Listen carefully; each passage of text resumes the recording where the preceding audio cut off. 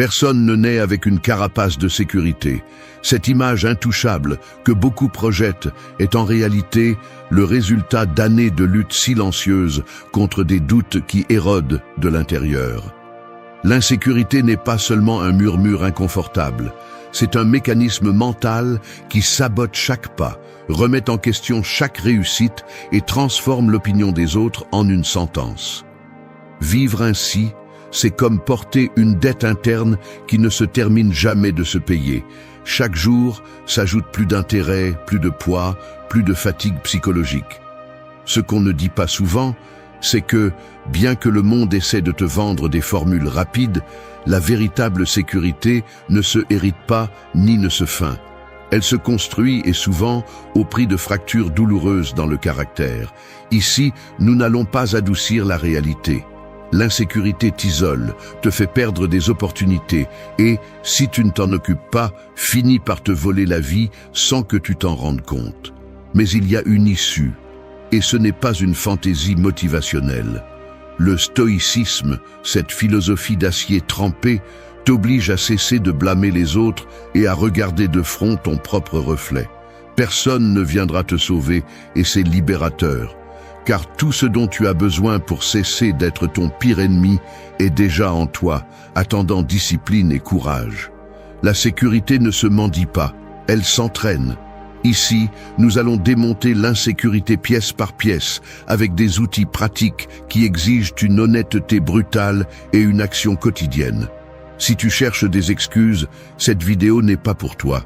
Mais si tu acceptes le défi, prépare-toi à cesser de négocier avec ta propre médiocrité. 1. Maîtrise ton dialogue intérieur. La vérité est simple et brutale. Si tu ne contrôles pas ton dialogue intérieur, tu deviens esclave de ta propre pensée. Arrête de chercher des coupables à l'extérieur, car la plupart de ton insécurité est fabriquée et alimentée par cette voix dans ta tête, qui répète les mêmes jugements, les mêmes reproches, les mêmes doutes, chaque maudit jour. Tu n'es pas insécure parce que le monde te le dit. Tu es insécure parce que tu as accepté comme vérité absolue chaque pensée autodestructrice qui surgit dans ton esprit. Et le pire, c'est que tu ne prends même pas le temps de les remettre en question. Tu les acceptes, tu les caresses, tu les laisses grandir comme s'ils étaient des faits, alors qu'en réalité, ce sont des opinions qui ne t'appartiennent même pas. Vas-tu continuer à croire que tu es moins seulement parce que ton esprit est programmé pour te rappeler tes échecs et multiplier tes défauts? C'est confortable de blâmer l'enfance, la société, la génétique ou qui que ce soit, mais tant que tu continues à alimenter ce monologue toxique, tu continueras à vivre avec une fracture constante dans ton caractère. La philosophie stoïque ne va pas te donner de solutions magiques ni de belles phrases à répéter devant le miroir. Elle exige de la discipline et une responsabilité absolue sur ce que tu permets de se répéter dans ton esprit. Chaque fois que tu te dis « je ne peux pas, je ne suis pas assez, ce n'est pas pour moi », tu renforces une dette émotionnelle qui te pèse ensuite dans chaque décision. Si tu ne te mets pas fermement avec toi-même et que tu ne commences pas à filtrer cette poubelle mentale, tu vas continuer à traîner de l'insécurité, même les jours où tout se passe bien.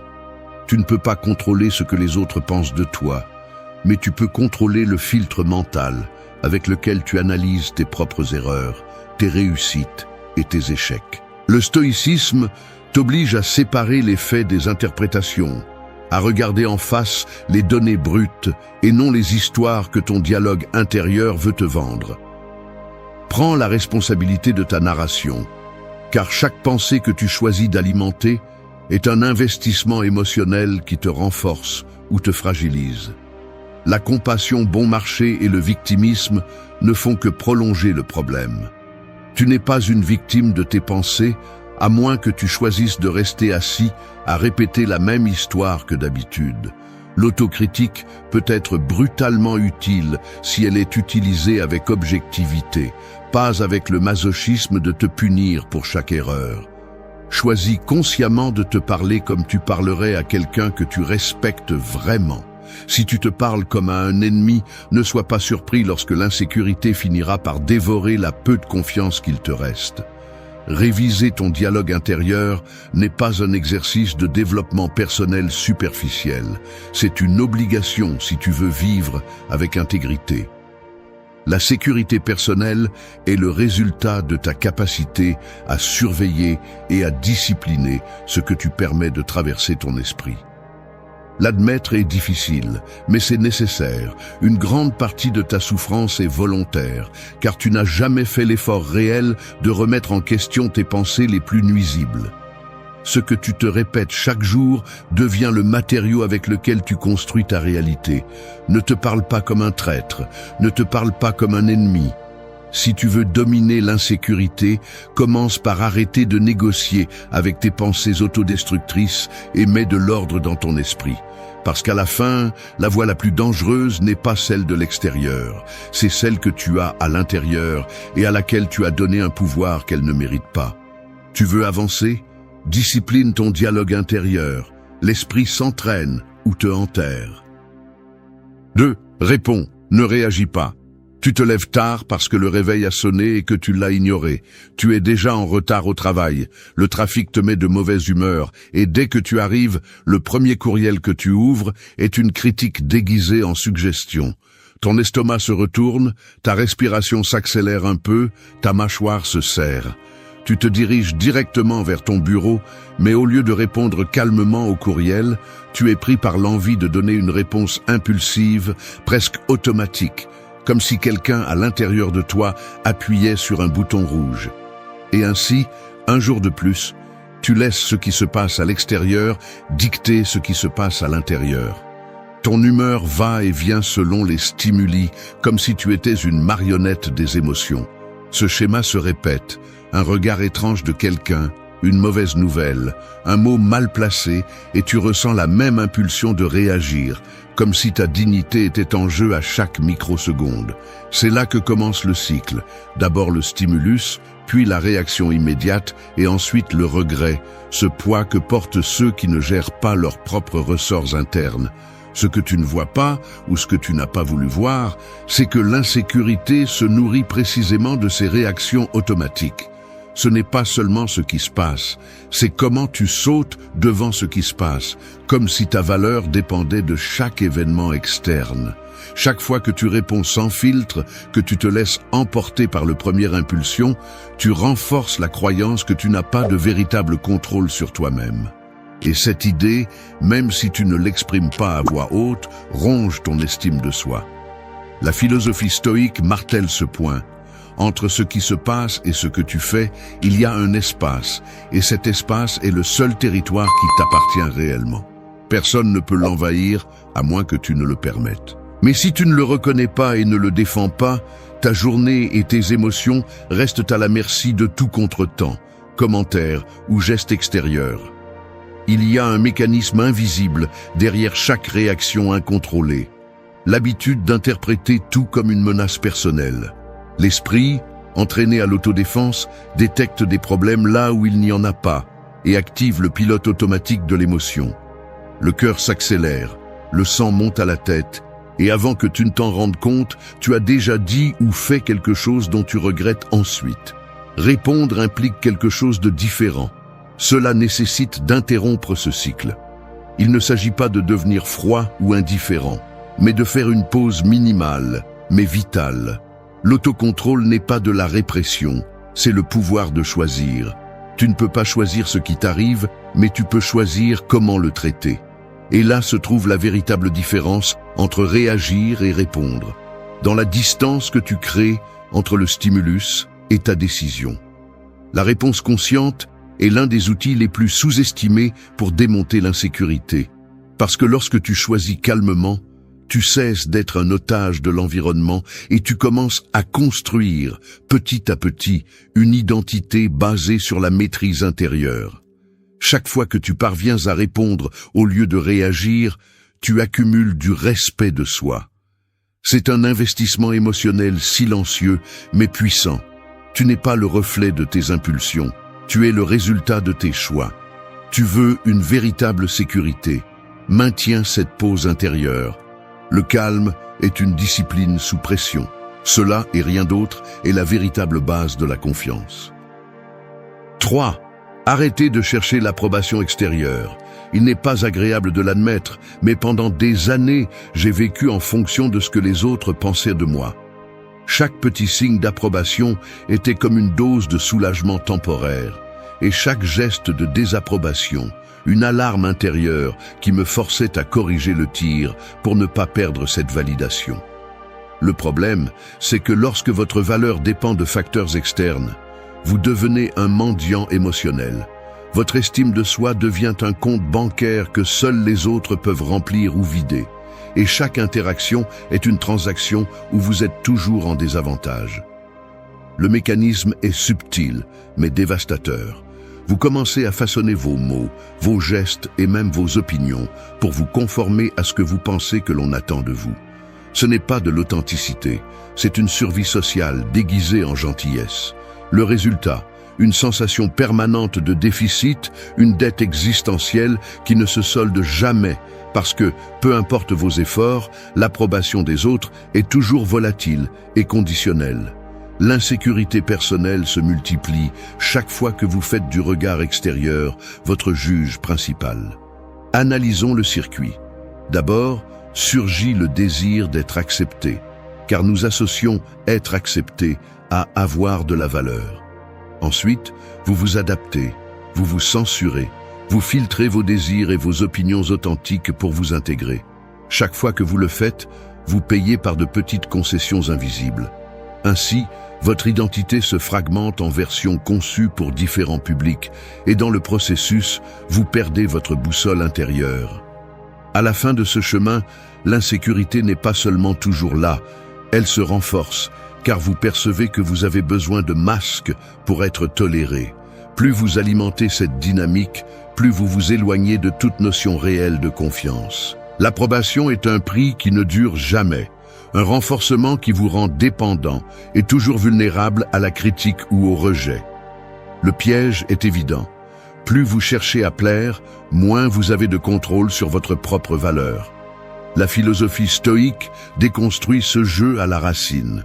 Les stoïciens ne vous disent pas de mépriser l'opinion des autres par pur orgueil, mais de la reconnaître pour ce qu'elle est, une donnée externe qui ne définit ni votre essence ni votre valeur.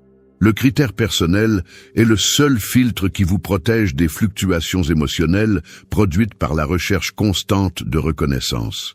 Lorsque vous cessez de négocier votre identité pour de l'approbation, vous vous libérez d'une dépendance chronique qui ne vous apportera jamais la paix.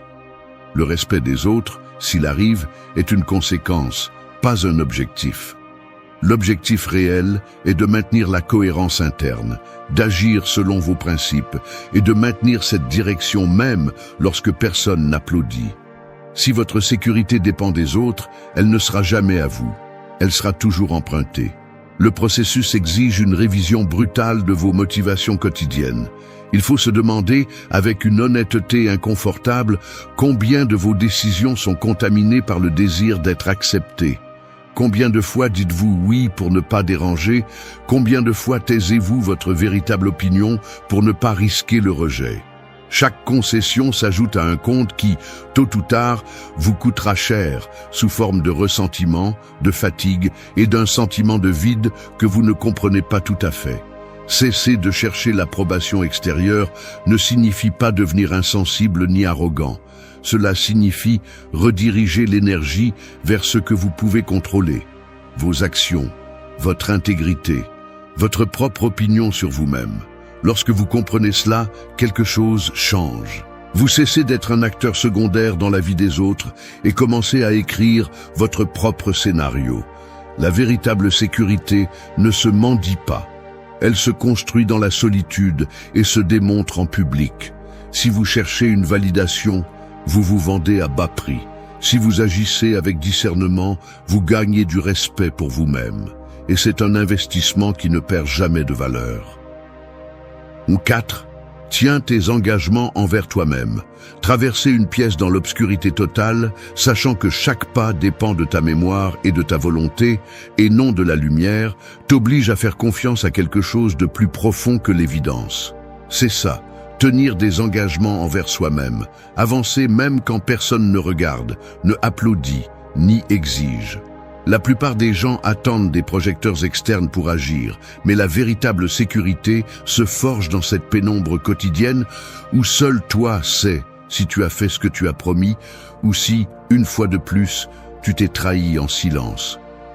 Pense à la sensation physique de remettre à demain cette tâche que tu as juré de terminer aujourd'hui. Le corps se rétracte légèrement, la poitrine reste tendue et l'estomac ressent un malaise qui ne disparaît pas rapidement. Tu n'as pas besoin de témoins. L'inconfort est la facture interne que tu paies chaque fois que tu romps une promesse envers toi-même. L'insécurité grandit juste là, dans ce solde négatif d'engagement brisé, dans cette constance invisible de petites décisions reportées. La discipline personnelle n'est pas une prison, c'est un refuge. C'est l'acte de te maintenir dans ce que tu décides, même si la motivation s'est évaporée depuis des heures. Il suffit d'observer celui qui se promet de se lever tôt, de lire une page, de faire de l'exercice, et qui finit par céder à la première fatigue.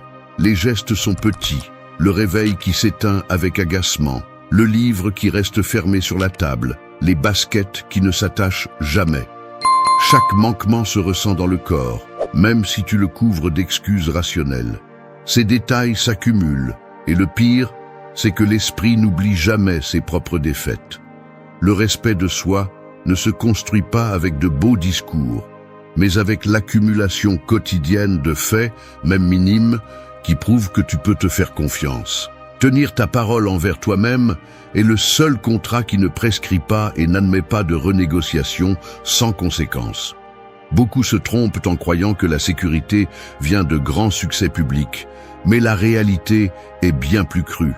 Ta confiance en toi est le résultat de milliers de micro-actions privées, la plupart invisibles, que tu exécutes même quand il serait facile de les laisser passer. La force de caractère se façonne dans ces choix inconfortables, quand tu préférerais abandonner mais choisis de te tenir. La philosophie stoïque n'idolâtre pas la discipline par caprice, mais parce qu'elle sait que chaque acte de volonté t'entraîne à supporter l'inconfort et, surtout, à te respecter dans ce que tu décides. Tu n'as pas besoin de rituels grandioses, ni de promesses publiques. Il te suffit d'une seule chose, faire ce que tu as dit, même si personne ne le remarque. La grandeur commence dans l'invisible. Chaque engagement tenu est un investissement dans ton estime de soi. Chaque promesse rompue est un trou qui affaiblit tes fondations. La sécurité n'est pas un don, c'est le résultat répété de te tenir ferme quand il serait plus confortable de te faillir. Combien de fois t'es-tu senti fier après avoir cédé à la paresse ou à la peur? Aucune. Le véritable respect de soi se construit dans l'obscurité, quand seul toi est témoin. Si tu veux arrêter de te sentir en insécurité, sois implacable avec ce que tu te promets. Le muscle de la discipline s'entraîne en privé. Le caractère ne se négocie pas. La différence entre un jour gagné et un jour perdu se décide presque toujours dans ces instants intimes où il semble que personne ne verra le résultat. Mais ton esprit le voit, ton corps le ressent et ton cœur le réclame. Tiens ta parole, même si la motivation faillit. La discipline est la forme la plus pure du respect de soi. Personne ne peut construire ta sécurité à ta place. Chaque fois que tu choisis de te tenir, l'obscurité intérieure se dissipe un peu plus. 5. Lâche ce que tu ne contrôles pas. Lâcher prise n'est pas abandonner, c'est cesser de gaspiller ta vie sur ce qui n'a jamais été entre tes mains. Voici le coup que personne ne veut encaisser. Tant que tu resteras obsédé par le contrôle de ce qui ne dépendra jamais de toi, ton insécurité sera infinie, car il y aura toujours quelque chose qui te glissera entre les doigts. Tu veux avoir en main l'opinion des autres, le résultat exact de chaque essai, le climat émotionnel de ceux qui t'entourent, la perfection de tes plans. Tout cela n'est qu'un mirage qui alimente uniquement la frustration et le ressentiment.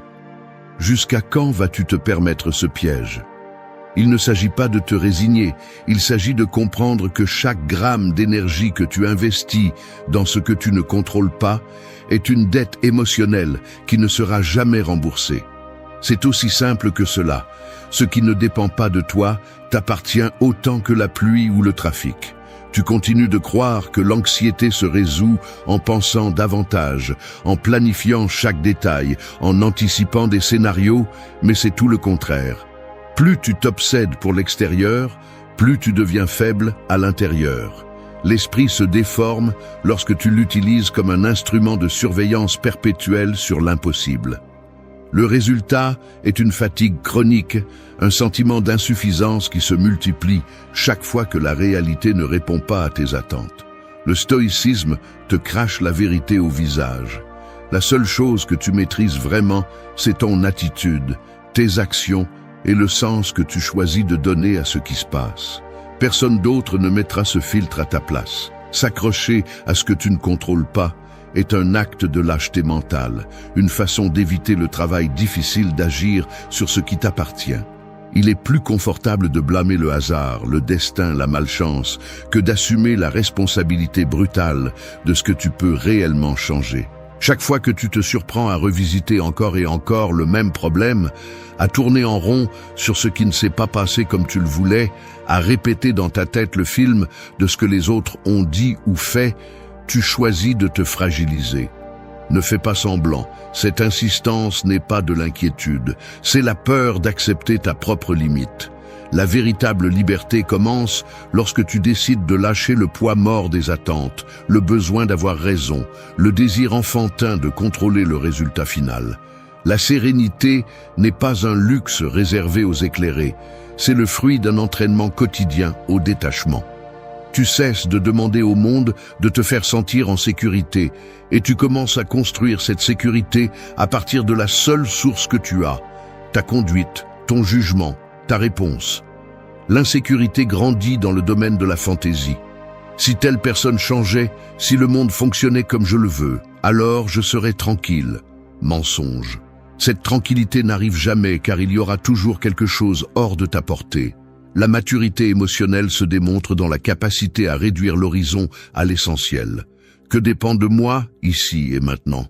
Le reste n'est que bruit qui t'entraîne et te distrait de ce qui est vraiment important. Chaque fois que tu lâches, tu gagnes en force. Chaque fois que tu t'obsèdes, tu te saignes de l'intérieur. Le détachement est une discipline, pas de l'indifférence. C'est choisir où tu mets ton énergie et où tu cesses de la donner. Ne cherche pas la paix dans le prochain résultat, dans le prochain geste d'approbation, dans le comportement des autres. La paix est le solde de ne pas hypothéquer ton esprit sur des causes perdues. Apprends à lâcher ce qui ne t'appartient pas. Ce n'est qu'alors que ta sécurité cesse de dépendre du hasard et commence à avoir des racines propres. La véritable liberté est de cesser de négocier ta tranquillité avec ce que tu ne pourras jamais contrôler. C'est cela la maturité et c'est cela le pouvoir. 6. Agis même avec peur. La peur ne va pas disparaître. C'est la vérité que personne ne veut accepter, mais qui définit la différence entre ceux qui avancent et ceux qui passent leur vie à attendre de se sentir prêts.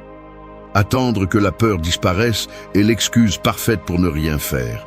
L'esprit cherche des garanties, mais la vie n'en offre jamais. L'insécurité se déguise en prudence, en logique, en 1000 raisons de reporter ce que tu sais que tu dois faire. Mais sous ces justifications se cache un mécanisme beaucoup plus primitif, la peur de s'exposer, de se tromper, d'échouer, de ne pas être à la hauteur de ses propres attentes. Là, dans ce coin où le corps se tend, l'esprit invente des scénarios et l'anxiété s'accumule comme un poids sur la poitrine. Se joue le véritable match. Ce n'est pas la situation qui te paralyse, c'est l'interprétation que tu construis sur le risque. Tu deviens expert dans l'anticipation du pire résultat, dans l'alimentation du doute, dans la collection d'excuses sophistiquées pour ne pas bouger. Tu appelles cela « attendre le bon moment ». Mais au fond, tu es juste en train d'entraîner l'impuissance. Le piège mental le plus courant est de croire que la sécurité arrive avant l'action, comme si tu devais d'abord te sentir courageux pour ensuite oser. Mais cela fonctionne exactement à l'inverse. Le courage est la conséquence d'agir malgré la peur, pas la condition préalable pour commencer. Chaque fois que tu procrastines, tu renforces l'idée que la peur est plus grande que toi. Chaque fois que tu te forces à bouger, même si ta voix intérieure te dit de t'arrêter, Tu construis une confiance qui ne s'estompe pas face au premier obstacle. L'esprit enregistre ces moments. L'occasion où tu as parlé même si tu tremblais à l'intérieur, le jour où tu as dit oui à une responsabilité qui te mettait au défi, l'instant où tu ne t'es pas laissé freiner par l'inconfort de te sentir vulnérable. Ces micro-décisions, presque invisibles pour le monde, sont la base de tout respect de soi. Personne ne peut te donner la sécurité que tu ne te construis pas toi-même. La philosophie stoïque ne romantise pas la peur, mais ne la diabolise pas non plus. Elle la reconnaît comme une réaction naturelle, un signe que ce qui est en jeu t'importe. Mais le stoïcisme exige que tu examines la racine de la peur. Est-ce vraiment une menace ou juste une perception déformée par tes propres croyances ? La plupart des peurs actuelles ne sont ni physiques ni mortelles. Elles sont sociales, émotionnelles, imaginaires. Tu crains le ridicule, le jugement, le rejet, de ne pas répondre aux attentes que tu t'es imposées ou que tu absorbes des autres. Le problème est que plus tu négocies avec ces peurs, plus leur ombre devient grande. Il n'y a pas de raccourci. La seule façon de réduire le pouvoir de la peur est de la traverser. Action, pas débat interne. Mouvement, pas paralysie réflexive. La sécurité authentique est une conséquence, jamais une condition préalable. Attendre de ne plus avoir peur est une autre façon de se rendre en silence. L'action est la seule véritable thérapie contre l'insécurité. Chaque pas que tu fais, même s'il est petit et même si la peur t'accompagne, est une déclaration d'indépendance mentale. Il ne s'agit pas de devenir téméraire, mais de décider que la peur ne dicte pas tes limites. Le courage n'est pas l'absence de peur, c'est choisir d'avancer en portant ce poids. Fais ce que tu dois faire, précisément parce que tu as peur. C'est la seule façon de te prouver qui commande vraiment dans ta vie. Avance, même si le doute crie. La peur est un conseiller, pas un geôlier. 7. Sois brutalement honnête avec vous-même. Vous rentrez du travail et bien que la journée n'ait pas été particulièrement mauvaise, une gêne vous poursuit. Vous consultez votre téléphone, vous vous distraisez avec n'importe quoi, vous mangez plus que de raison, ou vous vous promettez que demain, vous allez vraiment commencer à fond, mais au fond de vous, vous savez que vous vous évitez.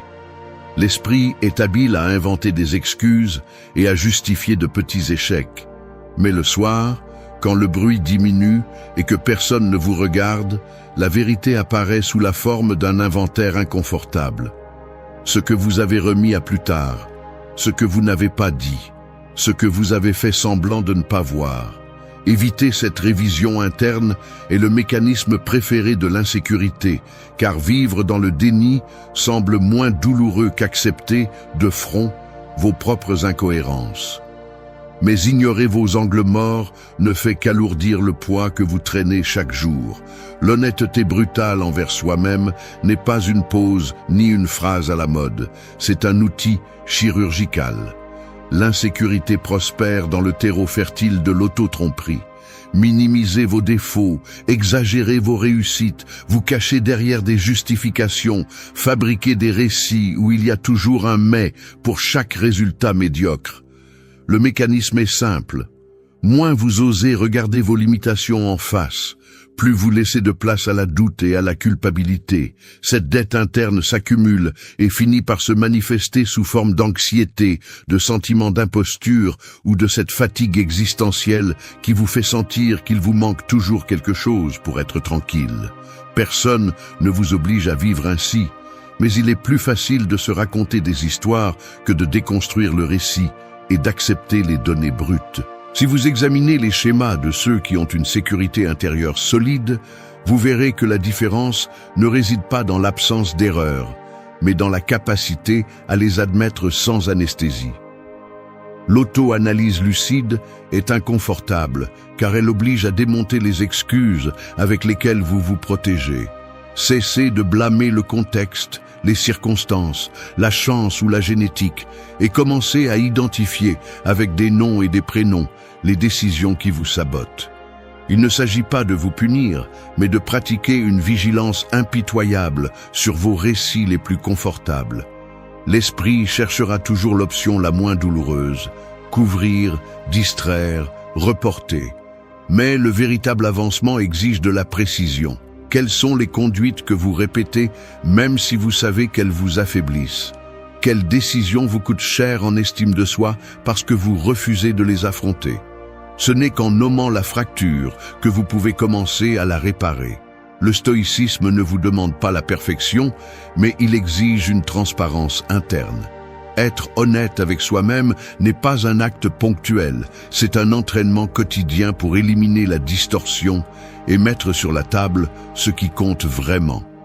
L'autosatisfaction est l'ennemi de la sécurité, la rigueur son allié silencieux. La plus grande trahison n'est pas d'échouer, mais de vous mentir sur la cause de l'échec. Le caractère se définit par la capacité à se regarder sans filtre et sans embellissement, aussi inconfortable que cela puisse être. Si vous n'osez pas admettre vos manques, vous finissez par construire une identité fragile, soutenue par des fictions qui ne résistent pas au premier contretemps. Il y a un respect de soi qui ne naît que lorsque vous vous confrontez à votre reflet sans maquillage mental.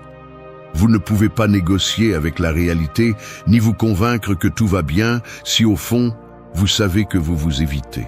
L'honnêteté interne est la seule base stable sur laquelle vous pouvez construire une sécurité qui ne dépend ni du hasard, ni de l'opinion des autres. Acceptez vos points faibles, donnez-leur un nom, et décidez si vous allez continuer à tolérer ce déficit ou si vous allez agir. La transparence est liberté. Se mentir est une condamnation invisible. Personne ne franchit la porte de la sécurité personnelle en portant des fictions sous le bras. 8. Protège ton esprit de l'environnement toxique. J'admets quelque chose qui me dérange plus que je ne le voudrais. Il y a des jours où même en me sentant relativement bien, une conversation mal engagée, un commentaire sur les réseaux ou même le ton de voix de quelqu'un au bureau suffit à perturber mon état mental. Ce n'est pas seulement ce que j'entends, c'est une sorte de contamination invisible qui s'infiltre dans ma tête et y reste, tournant, affectant mon humeur et ma perception de moi-même. Je suis surpris de constater comment le geste tendu d'un collègue, les commentaires acerbes d'un groupe ou les nouvelles pleines de cynisme deviennent la matière première de pensée qui, si je ne fais pas attention, finissent par déformer mon humeur. Le corps le ressent. Des épaules qui se chargent, une mâchoire serrée, une fatigue étrange qui ne s'explique pas seulement par le travail. L'esprit, sans que tu t'en rendes compte, commence à imiter le ton de ce qui l'entoure. Tu laisses les opinions des autres s'infiltrer et tu te découvres à répéter des phrases, des doutes et des jugements qui ne viennent pas de toi. C'est l'impact réel d'un environnement toxique. Il t'installe une narration étrangère, il plante des graines d'insécurité et les arrose en silence chaque fois que tu baisses ta garde. Il n'est pas nécessaire d'être entouré de personnes ouvertement hostiles pour que l'environnement te consume. Il suffit de côtoyer quotidiennement des personnes qui vivent dans la plainte, la critique constante, le sarcasme déguisé en humour ou le scepticisme venimeux. L'air se remplit d'une sorte de poids invisible, une atmosphère qui exige que tu sois toujours sur la défensive, ou pire, qui t'entraîne dans son propre ton défaitiste. Le cerveau apprend vite. Si tout le monde doute, tu doutes aussi. Si tout le monde se plaint, il te devient naturel de trouver des raisons de te joindre au cœur. Sans t'en rendre compte, ton dialogue interne commence à sonner comme la somme de ces voix externes.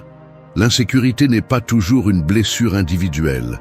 Souvent, c'est le résultat d'avoir absorbé, jour après jour, une vision du monde qui te fragilise plus que tu ne le reconnais. Prendre soin de son environnement mental est une décision quotidienne. Pas un luxe ni un acte égoïste. C'est une question de survie psychologique. Le stoïcisme ne prêche pas la fuite. Il enseigne à lever des filtres. Tu ne peux pas toujours choisir où tu travailles ou avec qui tu passes ta journée. Mais tu as la responsabilité de décider ce que tu permets d'entrer et ce que tu laisses dehors. L'esprit est comme une maison. Si tu ne fermes pas les portes et les fenêtres, n'importe qui peut entrer pour laisser ses déchets. Protéger ton espace mental implique d'observer avec une brutalité honnête quelles conversations, quels environnements et quels contenus te fragilisent. Ressens-tu un poids supplémentaire après avoir passé du temps avec certaines personnes? Remarques-tu comment ton humeur décline après avoir consommé certains types de nouvelles ou de réseaux? Ce n'est pas un hasard. L'environnement peut être un terrain d'entraînement ou un marécage émotionnel. Tu choisis si tu le laisses envahir ta tête. La discipline mentale commence par poser des limites. Des limites aux discussions destructrices, à l'exposition inutile à des contenus toxiques, à l'habitude de tout vérifier, même si tu sais que cela te laisse dans un état pire que celui dans lequel tu étais. Tu ne peux pas construire de la sécurité si chaque jour tu permets aux autres de semer le doute, la peur ou le ressentiment dans ton dialogue interne. Le respect de soi se défend aussi en sélectionnant rigoureusement ce qui nourrit ton esprit. Il y a des décisions qui semblent petites, mais qui sont déterminantes. S'éloigner d'une table, mettre en sourdine un groupe, cesser de suivre des comptes qui ne promeuvent que le doute et la comparaison. Tu n'as pas l'obligation d'être l'éponge émotionnelle de l'environnement. Choisis ce que tu laisses entrer. Ce filtre est ton bouclier invisible. La sécurité personnelle est le résultat de prendre soin, chaque jour, de l'alimentation mentale que tu consommes. Ce que tu laisses passer te transforme ou te corrompt. Tout ne mérite pas une place dans ta tête. Souviens-toi, celui qui ne protège pas son environnement mental finit par penser avec la voix des autres. L'esprit se renforce lorsque tu cesses d'être un terrain fertile pour la toxicité et que tu deviens le gardien de ton propre jugement. La force est un filtre actif, pas un mur passif. Si tu veux du respect de soi, commence par nettoyer la porte d'entrée. Merci d'être resté jusqu'à la fin de la vidéo. Si vous avez tout vu, commentez « Je suis stoïcien » comme notre signe secret, indiquant que vous êtes un véritable apprenant du stoïcisme. N'oubliez pas de vous abonner et de liker la vidéo si elle vous a plu. Rendez-vous dans la prochaine vidéo et rappelez-vous, continuez à cultiver votre esprit stoïque.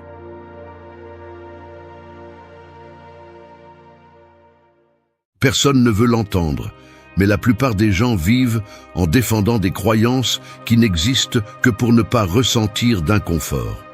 Nous nous entourons de justifications, d'excuses et de petits mensonges qui allègent le poids de l'incertitude et nous permettent de dormir tranquille, même si cela signifie trahir la clarté mentale. La vérité est que la plus grande bataille ne se livre pas à l'extérieur, mais dans le mécanisme interne que nous utilisons pour déformer ce que nous ne voulons pas accepter. L'esprit humain est habile à déguiser la faiblesse en prudence, à transformer des désirs en certitude et à négocier avec la médiocrité en échange d'une paix momentanée. Mais cette paix est fragile. Il suffit d'un coup de réalité pour la briser et révéler la dette intérieure que nous accumulons en évitant l'honnêteté brutale. Si tu cherches une vie facile, ce n'est pas ici que tu dois venir. Ici, on ne vient pas chercher du réconfort, mais à entraîner l'esprit jusqu'à ce qu'il soit résistant à la manipulation, tant celle qui vient de l'extérieur que celle qui naît de soi-même. La discipline stoïque est l'outil, la lucidité est le résultat, et le prix est de renoncer aux masques confortables que nous utilisons pour être acceptés ou pour ne pas nous sentir vulnérables. Préférer la vérité, même si cela fait mal, observer nos émotions sans les déguiser, reconnaître l'intérêt personnel dans chaque interaction, c'est ce qui distingue ceux qui choisissent de vivre éveillés. Je ne te promets pas de confort, je t'offre de la clarté. Si tu choisis l'honnêteté, prépare-toi à porter le poids de voir le monde tel qu'il est, car la liberté mentale exige un sacrifice. 1. Remets en question tes croyances les plus confortables. Si tu n'as jamais mis en doute tes croyances les plus réconfortantes, tu vis toujours en mode automatique. Tu te cramponnes à ce qui te fait sentir en sécurité, même si c'est un mensonge utile. Mais la sécurité mentale est l'inertie de ceux qui ne veulent pas grandir. La plupart de ce que tu crois sur toi, sur les autres et sur le monde, tu ne l'as pas décidé. Tu l'as absorbé sans filtre, parce que c'était facile, parce que c'était confortable, parce que c'était ce que tout le monde répétait. Remettre en question ce qui te réconforte n'est pas un luxe intellectuel, c'est une exigence si tu veux cesser d'être faible et manipulable. Combien de ce que tu défends t'appartient vraiment et combien est un héritage émotionnel de tes parents, de tes professeurs, de tes amis, de ta peur du rejet? Il y a des gens qui passent des années à défendre des idées qu'ils n'ont jamais examinées, simplement parce qu'elles leur ont donné un sens provisoire d'identité. Et plus tu te cramponnes à ce que tu n'as jamais mis à l'épreuve, plus il est facile de te manipuler. Plus tu es vulnérable à la pression sociale, plus tu deviens aveugle à tes propres erreurs. Ne te trompe pas, les croyances confortables sont des chaînes de velours. Elles te font te sentir bien tout en te maintenant faible. L'auto-tromperie n'est pas une protection, c'est une dette mentale qui tôt ou tard te coûtera cher. Si tu veux une véritable clarté, commence par attaquer tout ce qui te procure un plaisir mental automatique. Cet avis que tu n'as jamais remis en question parce que c'est comme ça. Ce préjugé confortable qui t'excuse de changer. Cette histoire interne que tu utilises pour ne pas confronter tes faiblesses. La brutalité honnête commence ici.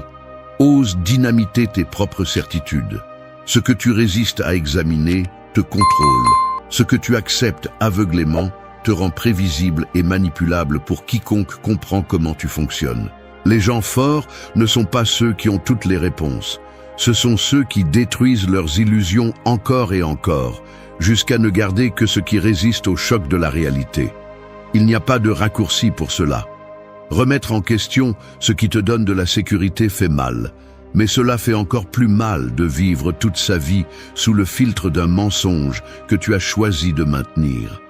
Chaque fois que tu justifies ce que tu crois simplement parce que c'est toujours comme ça, tu renonces à ton autonomie mentale. Ne sois pas un autre répétiteur d'idées d'autrui, un autre prisonnier de la commodité intellectuelle. La véritable force commence là où se termine l'auto-indulgence. Il n'y a pas de clarté sans inconfort. Il n'y a pas de pouvoir sans brutalité honnête. Si tu n'oses pas démonter tes propres croyances confortables, tout le reste n'est que théâtre. Défendre tes limites mentales, c'est défendre ta faiblesse. Ne négocie pas avec tes propres excuses. L'autosatisfaction est la racine de la médiocrité. 2. Choisis la vérité, même si cela dérange. Parfois, le moment le plus inconfortable de la journée se produit lors d'une conversation banale.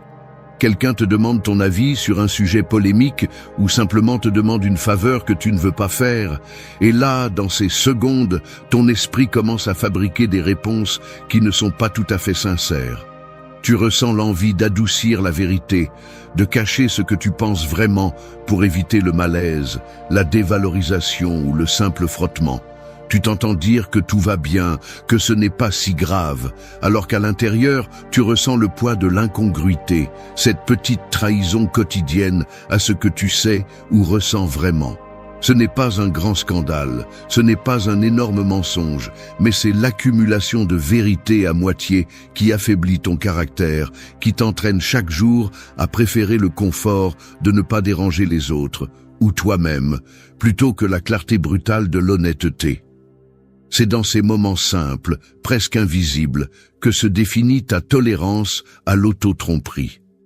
Accepter la vérité, même quand cela dérange, n'est pas un acte héroïque réservé aux situations extrêmes. C'est une pratique quotidienne, presque toujours silencieuse, qui commence dans le dialogue interne plutôt que dans le débat avec les autres. Tu peux sentir comment ton esprit cherche des excuses, rationalise, s'accroche à des justifications pour ne pas faire face à ce qui te semble amer ou douloureux. La tentation de te distraire, de procrastiner, de regarder ailleurs, est un signe que c'est là où tu dois regarder plus intensément. La vérité ne te fait pas toujours sentir bien, mais elle te laisse toujours plus léger. Chaque fois que tu choisis d'affronter ce qui est, même si cela fait mal, tu renforces ce muscle mental qui te rend résistant à la manipulation, à la peur et à la médiocrité. Il ne s'agit pas de dire tout ce que tu penses sans filtre, mais de cesser de te mentir sur tes raisons, tes limites et tes désirs. La plupart des gens préfèrent la version édulcorée de leur propre histoire. Ils adoucissent leurs erreurs, minimisent leurs faiblesses, exagèrent les fautes des autres pour pouvoir dormir tranquille. Mais ce sommeil est fragile et coûteux. La vérité inconfortable est le prix d'une autonomie réelle. Si tu fuis la vérité pour protéger ton ego, tu paies avec l'intérêt de l'anxiété, de l'insécurité et du mépris de soi déguisé en prudence. La vie ne récompense pas celui qui se ment bien, mais celui qui se confronte à lui-même sans anesthésie. Il n'y a pas de croissance sans friction interne. Il n'y a pas de liberté sans le courage de reconnaître ce que tu évites de regarder. La vérité que tu ne veux pas entendre est celle dont tu as le plus besoin d'écouter. C'est l'une de ces phrases que tu dois te rappeler. La vérité dérange, mais elle te libère. Si chaque jour tu choisis la vérité, même si cela dérange, tu deviens maître de ton esprit et architecte de ton destin. 3. Observe tes émotions avant de décider. Je reconnais que la plupart de mes pires décisions ne sont pas nées d'arguments erronés, mais d'émotions mal gérées. Ce n'est pas le manque de logique qui m'a poussé à agir impulsivement, ni l'absence d'information qui m'a conduit à dire des choses dont je me suis ensuite repenti.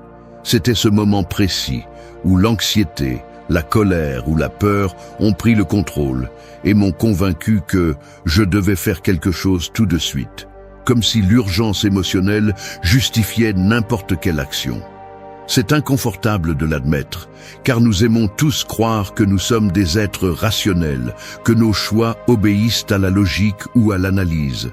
Mais la réalité est moins flatteuse. L'émotion arrive toujours en premier et ne demande presque jamais la permission. L'esprit réagit d'abord et pose des questions ensuite. Si tu n'es pas conscient de ce que tu ressens juste avant de décider, tu es esclave de ta réaction automatique, même si tu la déguises en raisonnement. La plupart des gens n'observent pas ce qui se passe à l'intérieur d'eux. Ils identifient le dégoût, la frustration ou l'impatience seulement lorsqu'ils se sont déjà manifestés en mots, gestes ou décisions difficiles à inverser. C'est un mécanisme presque invisible, mais dévastateur. L'émotion non reconnue est comme un filtre sale. Elle déforme ce que tu perçois, ce que tu te souviens et ce que tu crois être urgent. Et si tu ne stoppes pas ce processus pour l'examiner, ce que tu décides dans cet état est souvent coûteux, inutile ou simplement stupide. C'est pourquoi le premier acte d'honnêteté brutale envers soi-même est de s'arrêter avant de répondre, avant d'accepter, avant de confronter. Faire une pause, même de quelques secondes, pour te demander « Que ressens-je vraiment ?» Pas pour le justifier, mais pour l'identifier et décider s'il mérite d'avoir le contrôle de ta prochaine action. Si tu n'observes pas ton émotion, l'émotion décide pour toi. C'est la mécanique de base de l'auto-tromperie. Quand l'émotion te pousse, tu construis des arguments à son service et transformes l'illusion en justification. Il ne s'agit pas de réprimer ce que tu ressens, ni de forcer une froideur artificielle. Il s'agit de développer une sorte de radar interne qui détecte le mouvement émotionnel avant qu'il ne se transforme en impulsion. S'entraîner à cela est inconfortable car cela implique d'admettre que tu n'as pas toujours le contrôle, que souvent tes réponses sont enfantines, défensives ou simplement maladroites. Mais cet inconfort est le prix de la clarté. La réaction facile est toujours la plus coûteuse à long terme. Lorsque tu apprends à regarder ton émotion en face, à lui donner un nom avant d'agir, tu te donnes un avantage stratégique sur toi-même. Tu peux décider, pas seulement réagir. Le pouvoir personnel commence là où l'impulsivité s'arrête. Les émotions ne se choisissent pas, mais ce que tu en fais, oui. Si tu veux être mentalement fort, c'est l'une des habitudes les plus critiques. Personne ne se manipule plus que celui qui ignore ses propres émotions au moment de décider. Observe d'abord, décide ensuite. C'est la différence entre être maître de ta vie ou simplement un acteur secondaire dans ta propre histoire. 4. Reconnaître l'intérêt personnel chez tous. Une transaction invisible se produit chaque fois que quelqu'un te sourit gentiment tout en te demandant une faveur. Ce petit clignement des yeux, le ton exact avec lequel il prononce ton nom, la manière dont la voix s'adoucit lorsqu'il s'approche d'une demande. Tout ce théâtre subtil est conçu, consciemment ou non, pour pencher la balance en leur faveur. L'intérêt personnel ne crie pas toujours. Il chuchote souvent, tout en ajustant les pièces du plateau. Il suffit d'observer une conversation dans n'importe quel bureau, un repas de famille, même un rendez-vous informel. Les gestes, les pauses, les silences stratégiques, les compliments qui apparaissent juste avant une demande. Personne ne joue en blanc, personne ne parle sans agenda. La plupart des gens n'admettent même pas cela devant eux-mêmes, mais chaque mouvement, aussi inoffensif qu'il puisse paraître, est un investissement émotionnel, un pari pour obtenir quelque chose, grand ou petit, immédiat ou à long terme. Voir cela n'est pas du cynisme, c'est de la clarté. L'innocence coûte cher, car elle te place comme une pièce sur le plateau des autres. Croire en la pureté absolue des motivations d'autrui, c'est laisser la porte ouverte à la déception et à la manipulation. L'intérêt personnel est le lubrifiant de toute interaction sociale. Il se manifeste dans la manière dont quelqu'un écoute uniquement pour répondre, dans la promesse faite pour te calmer, dans l'aide offerte avec le calcul d'une dette future. Il y a ceux qui vivent en demandant de la compréhension, mais n'offrent jamais la leur lorsque cela ne leur convient plus.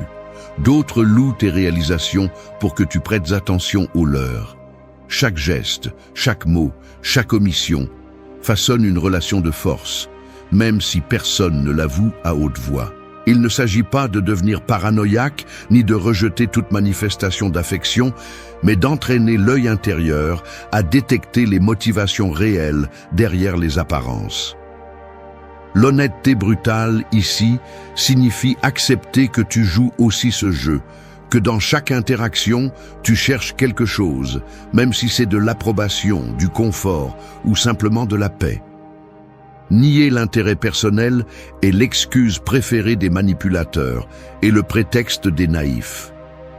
La différence entre vivre éveillé ou être utilisé réside dans le développement de cette lucidité froide qui observe le fond de chaque dynamique. Tout le monde défend son agenda, même quand il dit ne pas en avoir. Cette phrase, tu dois te la rappeler avant de faire confiance aveuglément à une promesse, une émotion, une histoire. L'entraînement commence dans le quotidien.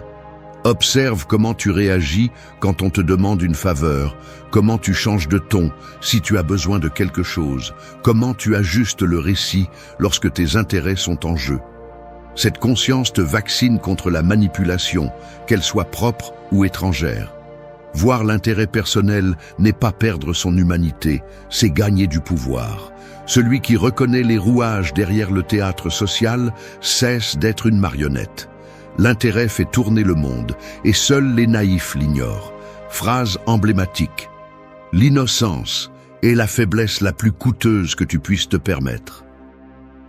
5. Ne négocie pas avec ton auto-tromperie. Il n'y a pas d'accord possible avec ta propre mensonge. L'auto-tromperie est le piège le plus sophistiqué que tu puisses te construire. Elle agit comme un contrat silencieux dans lequel tu te promets de ne pas regarder ce qui te dérange en échange d'un peu de soulagement immédiat. Mais ce soulagement est un poison déguisé en trêve, et chaque fois que tu choisis de ne pas voir, tu ne te contentes pas de te fragiliser, tu te trahis. Ne négocie pas avec tes excuses, ne cherche pas à justifier cette voix intérieure qui te dit que tu l'affronteras plus tard, que ce n'est pas si grave, que tout le monde le fait. Cette voix est l'usine de la médiocrité et du sabotage personnel, celle qui te maintient attaché à des schémas que tu devrais déjà avoir détruits. L'auto-tromperie n'est pas innocente. C'est un mécanisme de défense qui, à chaque répétition, érode ta crédibilité interne. Et si tu ne peux pas faire confiance à ton propre jugement, tout le reste devient un théâtre creux. La brutalité honnête ne tolère pas de pacte avec ta fragilité. Si une partie de toi justifie ce que tu sais être une fuite, un mensonge pieux envers toi-même, c'est là que ta discipline mentale doit être la plus féroce. Le prix de négocier avec ta propre auto-tromperie est toujours plus élevé que le bénéfice temporaire qu'elle t'offre. Chaque fois que tu te permets de rationaliser une décision faible, chaque fois que tu inventes une histoire pour ne pas accepter tes véritables limites, tu hypothèques ton avenir en échange d'un confort immédiat. Il n'y a rien de plus coûteux que de vivre de nombreuses années sous le poids de tes propres justifications. L'esprit s'entraîne aussi à cela. Chaque fois que tu cèdes, tu facilites le prochain recul. Chaque fois que tu choisis de ne pas confronter ton propre récit, ce mécanisme se renforce. Et ainsi, un jour, tu te réveilles et découvres que ta vie n'a pas été choisie par toi, mais par tes évasions accumulées. Ligne emblématique. L'auto-tromperie est une dette qui se rembourse toujours avec des intérêts. Les gens forts ne se donnent pas la permission de se mentir. La force mentale n'est pas l'absence d'erreur, mais la discipline quotidienne de ne pas tolérer ta propre lâcheté. Peu importe si la vérité est dure, inconfortable ou te laisse sans excuse, c'est seulement à partir de là que tu peux construire quelque chose de solide, quelque chose que personne ni rien ne peut renverser avec des mots ou des pressions extérieures. La vérité est simple. Personne ne te manipulera aussi efficacement que toi-même lorsque tu te permets de négocier avec ce que tu sais être faux. C'est le mécanisme le plus dangereux de tous, car il opère de l'intérieur, sans témoin, sans frein. Sois implacable avec tes propres récits. Si tu dois choisir entre l'inconfort brutal de la vérité et le confort de ton auto-tromperie, choisis toujours le premier. Le confort mental est la prison de ceux qui n'osent jamais perdre. Ligne emblématique à graver dans ta mémoire. Ne négocie pas ta clarté pour une paix momentanée. Ne te permets pas d'être ton propre ennemi. Si tu veux vivre éveillé, la discipline commence à la frontière exacte où ton esprit t'offre un soulagement facile. C'est là que se forme la véritable force, dans le renoncement radical à tout accord avec ta propre mensonge. 6. Accepte l'envie comme partie du succès. Si tu avances sérieusement, l'envie sera le prix inévitable. Ce n'est pas une possibilité, c'est un péage fixe. La réaction automatique de ceux qui t'entourent, en voyant que tu progresses, que tu te distingues, que tu oses atteindre ce qu'ils ne se permettent que de désirer en secret, et de ressentir cette piqûre inconfortable qu'ils ne confessent même pas à eux-mêmes. Personne ne te le dit en face, mais tu le perçois dans les commentaires déguisés en conseils, dans l'indifférence soudaine, dans la critique camouflée sous le prétexte de la préoccupation. C'est une forme de résistance passive au succès des autres, un mécanisme ancestral qui essaie de te ramener à l'endroit où tu étais moins inconfortable pour leur propre médiocrité. L'esprit humain est entraîné à comparer, et lorsque l'avancée d'un autre expose ce que l'on n'a pas osé tenter, la réaction la plus courante n'est pas la célébration, mais le ressentiment silencieux. L'envie ne demande pas la permission ni ne prévient.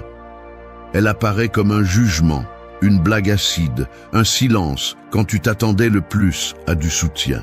Et si tu n'es pas préparé à la reconnaître comme une partie naturelle du processus, tu peux tomber dans le piège de te freiner ou d'essayer de plaire à ceux qui ont déjà décidé de ne pas tolérer ta croissance. Accepter l'envie comme partie du succès implique d'abandonner la naïveté de croire que les réalisations personnelles n'apporteront que de l'admiration ou du respect. La reconnaissance authentique est rare. Ce qui abonde, c'est le calcul interne de ceux qui se sentent menacés dans leur propre image en te voyant avancer. Ici, un conflit émotionnel profond se déclenche. Une partie de toi veut partager tes avancées, mais une autre ressent le poids possible de la désapprobation ou du rejet. Si tu ne formes pas ton esprit à supporter ce désenchantement, tu peux finir par saboter ton progrès juste pour ne pas gêner les autres. C'est une forme d'auto-tromperie plus subtile, où tu sacrifies ton potentiel en échange d'appartenance ou d'acceptation sociale. Mais ce pacte est une défaite silencieuse. Tu dois décider si tu préfères grandir ou être aimé par ceux qui ne te soutiennent que lorsque tu ne représentes pas une menace pour leur confort mental. L'honnêteté brutale exige de regarder la réalité en face. Le succès révèle la véritable relation des autres avec toi, et souvent, il expose aussi tes propres insécurités. Ce n'est pas facile de supporter les regards qui ne célèbrent pas, les mots qui minimisent, la distance qui grandit au fur et à mesure que tu te distingues. Mais c'est le filtre naturel. Ceux qui ne se réjouissent pas de ton avancement étaient là seulement tant que tu étais inoffensif. L'envie est le thermomètre de ton progrès. Si personne ne la ressent, tu n'as probablement rien fait de pertinent. Ligne emblématique. Le prix du succès est de supporter l'inconfort des autres. Tu n'as pas à lutter contre l'envie ni à chercher des explications. Reconnais-le simplement et continue. La véritable croissance n'a pas besoin de permission ni d'applaudissements. Si tu laisses la réaction des autres réguler ton avancement, tu te condamnes à la médiocrité consensuelle. La discipline mentale ici est de ne pas demander d'approbation pour te surpasser. Choisis le poids du succès, avec tout ce qu'il apporte, plutôt que le réconfort d'être invisible. 7. Analyse des faits, pas des promesses. Tu vas à un entretien d'embauche et après une demi-heure de sourire, de phrases toutes faites et de promesses de croissance professionnelle, tu sors avec le doute inconfortable de savoir si tout cela signifie quelque chose de réel ou si ce n'était qu'un discours bien rodé. Au fond, tu sais que cette situation se répète dans de nombreux autres contextes. Un couple promet de changer, un ami assure qu'il sera là quand tu en auras besoin, un patron te jure que le mois prochain, il y aura reconnaissance ou augmentation. Mais si tu regardes ton historique, pas ce qu'on t'a dit, mais ce qui s'est effectivement passé, le schéma est clair. La plupart des déceptions naissent de la confiance accordée à de belles paroles plutôt qu'à l'examen de l'historique des faits. L'esprit veut s'accrocher aux promesses car c'est plus réconfortant que de regarder la froide réalité. L'auto-tromperie se nourrit de futurs possibles, jamais de passé vérifiable. C'est ici qu'intervient la discipline brutale. Si tu veux cesser d'être manipulable, tu dois entraîner ton regard à analyser des faits, pas des promesses. C'est la ligne de démarcation entre l'innocence et la clarté. Le mécanisme mental qui nous rend vulnérables est le même. Nous préférons la narration qui nous arrange à la réalité qui dérange. Analyser des faits exige une froideur qui blesse l'ego, car cela révèle souvent que les gens ne sont pas ce qu'ils prétendent être, que toi-même tu as retardé des changements que tu juras de commencer, que tes relations, ton travail ou tes habitudes ne s'améliorent pas grâce aux promesses, mais grâce à la répétition d'actions concrètes. Quand une personne te montre par son comportement ce qu'elle priorise réellement, c'est cela le fait, même si cela fait mal. Une promesse sans fait qui la soutienne n'est qu'une dette émotionnelle qui ne sera probablement jamais remboursée. L'entraînement stoïque consiste à regarder le bilan réel. Que cette personne ou toi-même a-t-elle fait quand personne ne regardait, quand il n'y avait pas de pression sociale? Cela pèse plus que n'importe quel mot ou serment. L'erreur classique est de donner plus de valeur à l'espoir qu'à l'expérience. Il est plus facile de croire en ce que tu aimerais qu'il se passe et de retarder la déception que d'accepter la dureté de ce qui s'est déjà produit. C'est la racine de nombreuses relations toxiques, d'associations professionnelles ratées et de projets qui ne décollent jamais. L'attachement à une version idéalisée, soutenue par des promesses, tandis que les faits vont dans une autre direction. Le pouvoir personnel commence lorsque tu cesses d'acheter des discours et que tu deviens auditeur de la réalité. Les preuves pèsent plus que l'intention. C'est une règle qui protège de la manipulation et de l'auto-illusion. Chaque fois que tu te surprends à justifier quelqu'un ou toi-même pour ce qu'il fera sûrement, arrête-toi et examine l'historique des faits. C'est la seule base réelle pour faire confiance, décider ou investir de l'énergie. Ce qui se répète est ce qui compte. La brutalité honnête est ceci. Ne crois pas aux promesses, fais confiance au schéma.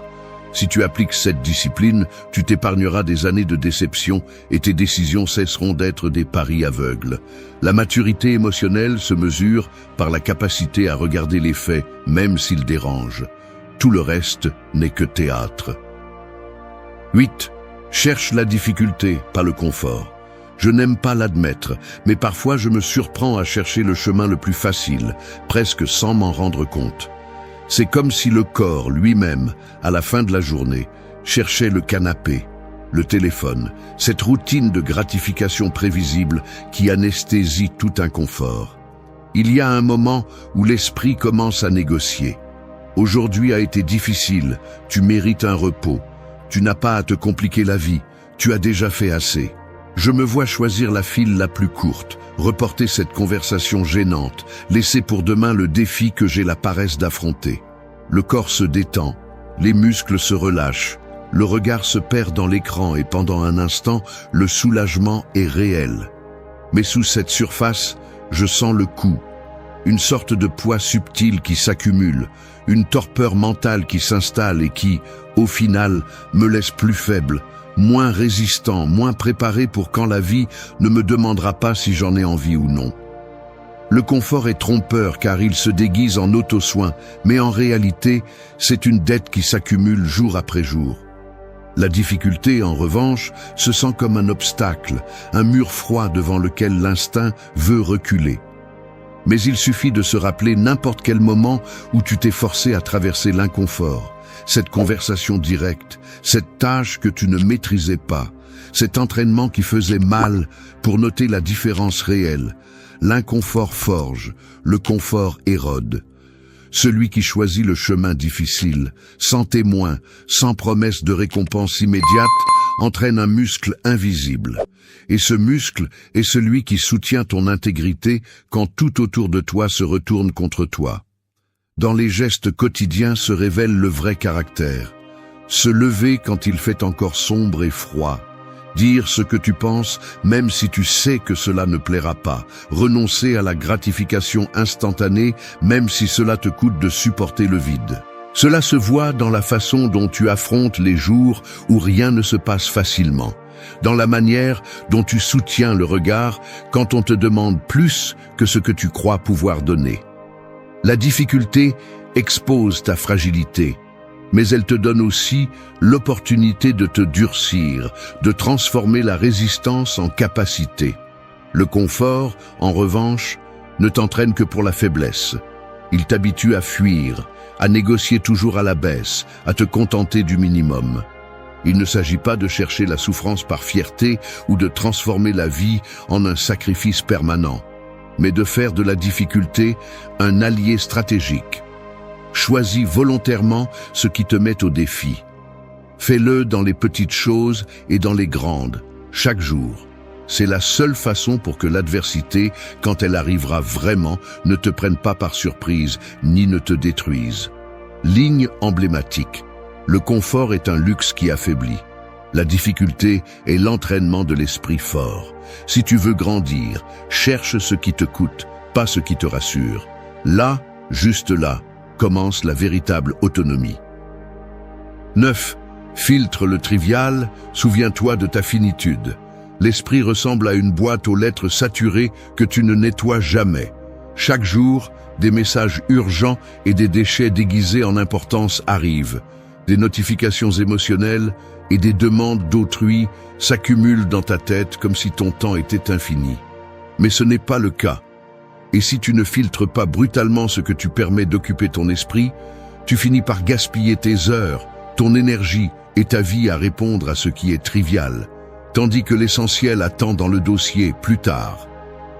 C'est le piège silencieux qui te maintient distrait. Donner de l'importance à ce qui n'en a pas, remettre à plus tard ce qui compte parce que cela nécessite des efforts, et anesthésier la conscience de ta finitude avec des divertissements de basse qualité et des problèmes empruntés. Tu n'es pas éternel, et agir comme si tu l'étais est le plus grand des auto-illusions. La plupart vivent comme si un autre jour, une autre opportunité, une autre année leur était garantie pour faire ce qui compte vraiment. Mais le temps que tu perds dans l'irrélevant ne revient pas. C'est une amputation lente et consentie de ton propre potentiel. Chaque fois que tu te laisses entraîner par l'exigence d'autrui, chaque fois que tu investis ton attention dans des drames étrangers, des opinions vides ou des débats inutiles, tu gaspilles la seule monnaie que tu ne récupères jamais, ta vie. Ne te laisse pas distraire par ce qui n'apporte rien. Celui qui n'apprend pas à dire non au superflu finit par être esclave d'un agenda imposé, victime de demandes que d'autres ne se rappelleront même pas demain. La discipline brutale consiste à faire le ménage mental chaque jour. Demande-toi sans pitié, est-ce que cela mérite mon temps ou cela ne fait que prendre de la place? L'insignifiant est l'ennemi silencieux de ton but. Tu n'as pas besoin de plus d'activité, tu as besoin de plus de clarté. La plupart feignent d'être occupés pour ne pas affronter l'inconfort de choisir ce qui compte vraiment. Mais chaque choix lâche est un pas de plus vers l'irrélevance. Chaque distraction consentie est une confession de faiblesse. N'attends pas que la vie te secoue avec une tragédie pour te rappeler que tu es fini. La conscience de la mort n'est pas un luxe philosophique, c'est une alarme quotidienne. Si tu ne l'écoutes pas, tu deviens un accumulateur de trivialités. Quelqu'un qui collectionne des jours vides et s'étonne lorsque le temps s'épuise. Filtre ton esprit comme tu filtres ton environnement. Élimine les déchets, priorise l'essentiel, réévalue tes priorités comme si demain n'existait pas. Tu n'as pas de temps pour ce qui n'importe pas. C'est la phrase qui devrait être tatouée au fond de ta pensée. Arrête de négocier ta vie pour des miettes de reconnaissance, pour l'illusion de la pertinence, pour le confort de ce qui est familier. Si tu ne filtres pas, tu te noies. Si tu oublies que tu es fini, tu vis comme un touriste dans ta propre existence, prenant des photos mais sans laisser de traces. Choisis ce qui compte. Tout le reste est un fardeau. 10. Engage-toi à la clarté quotidienne. La clarté n'est pas spontanée, elle se construit ou la confusion te détruit. L'engagement envers la lucidité quotidienne n'est pas un acte occasionnel, c'est une loyauté interne qu'il faut renouveler consciemment. Personne ne développe une vision claire de soi par accident. L'esprit tend toujours vers la distorsion, la justification et la paresse perceptive. Il est facile de se laisser entraîner par des interprétations confortables, par des récits qui t'absolvent de tes omissions et te permettent de vivre en pilote automatique. Mais la clarté exige quelque chose de différent.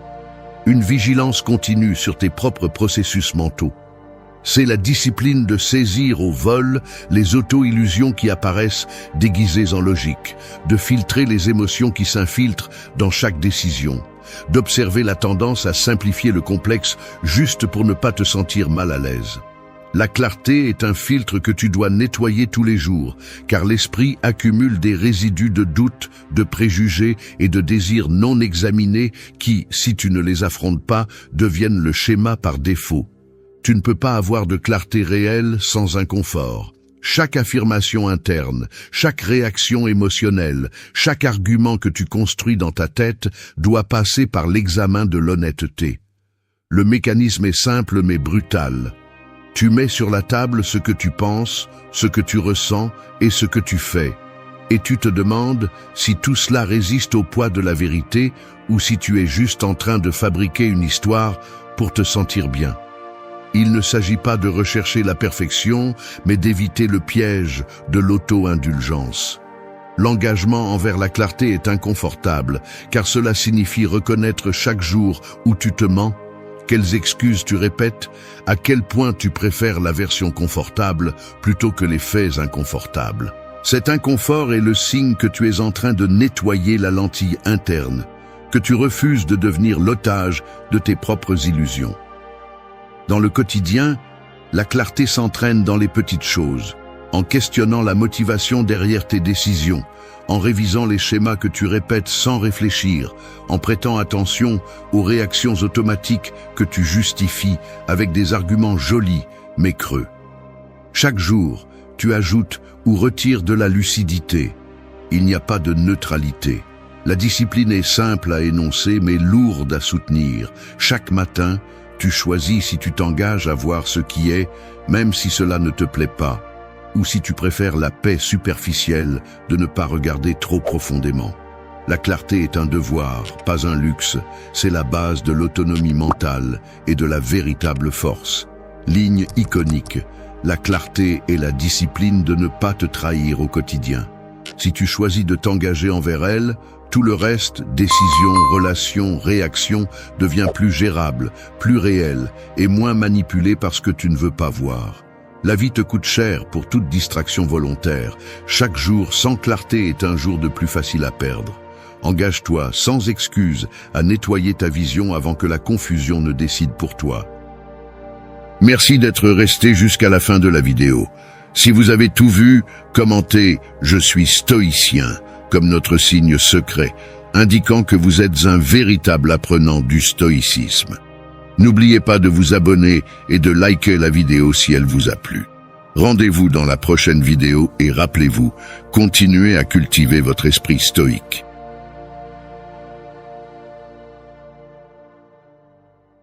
Chaque matin, l'horloge ne marque pas seulement le début d'un nouveau jour, mais aussi le prix de tes décisions. Beaucoup ouvrent les yeux et, sans y penser, se laissent emporter par le pilote automatique. Ils répètent les mêmes habitudes, nourrissent les mêmes pensées, cèdent leur attention à ce qui importe le moins.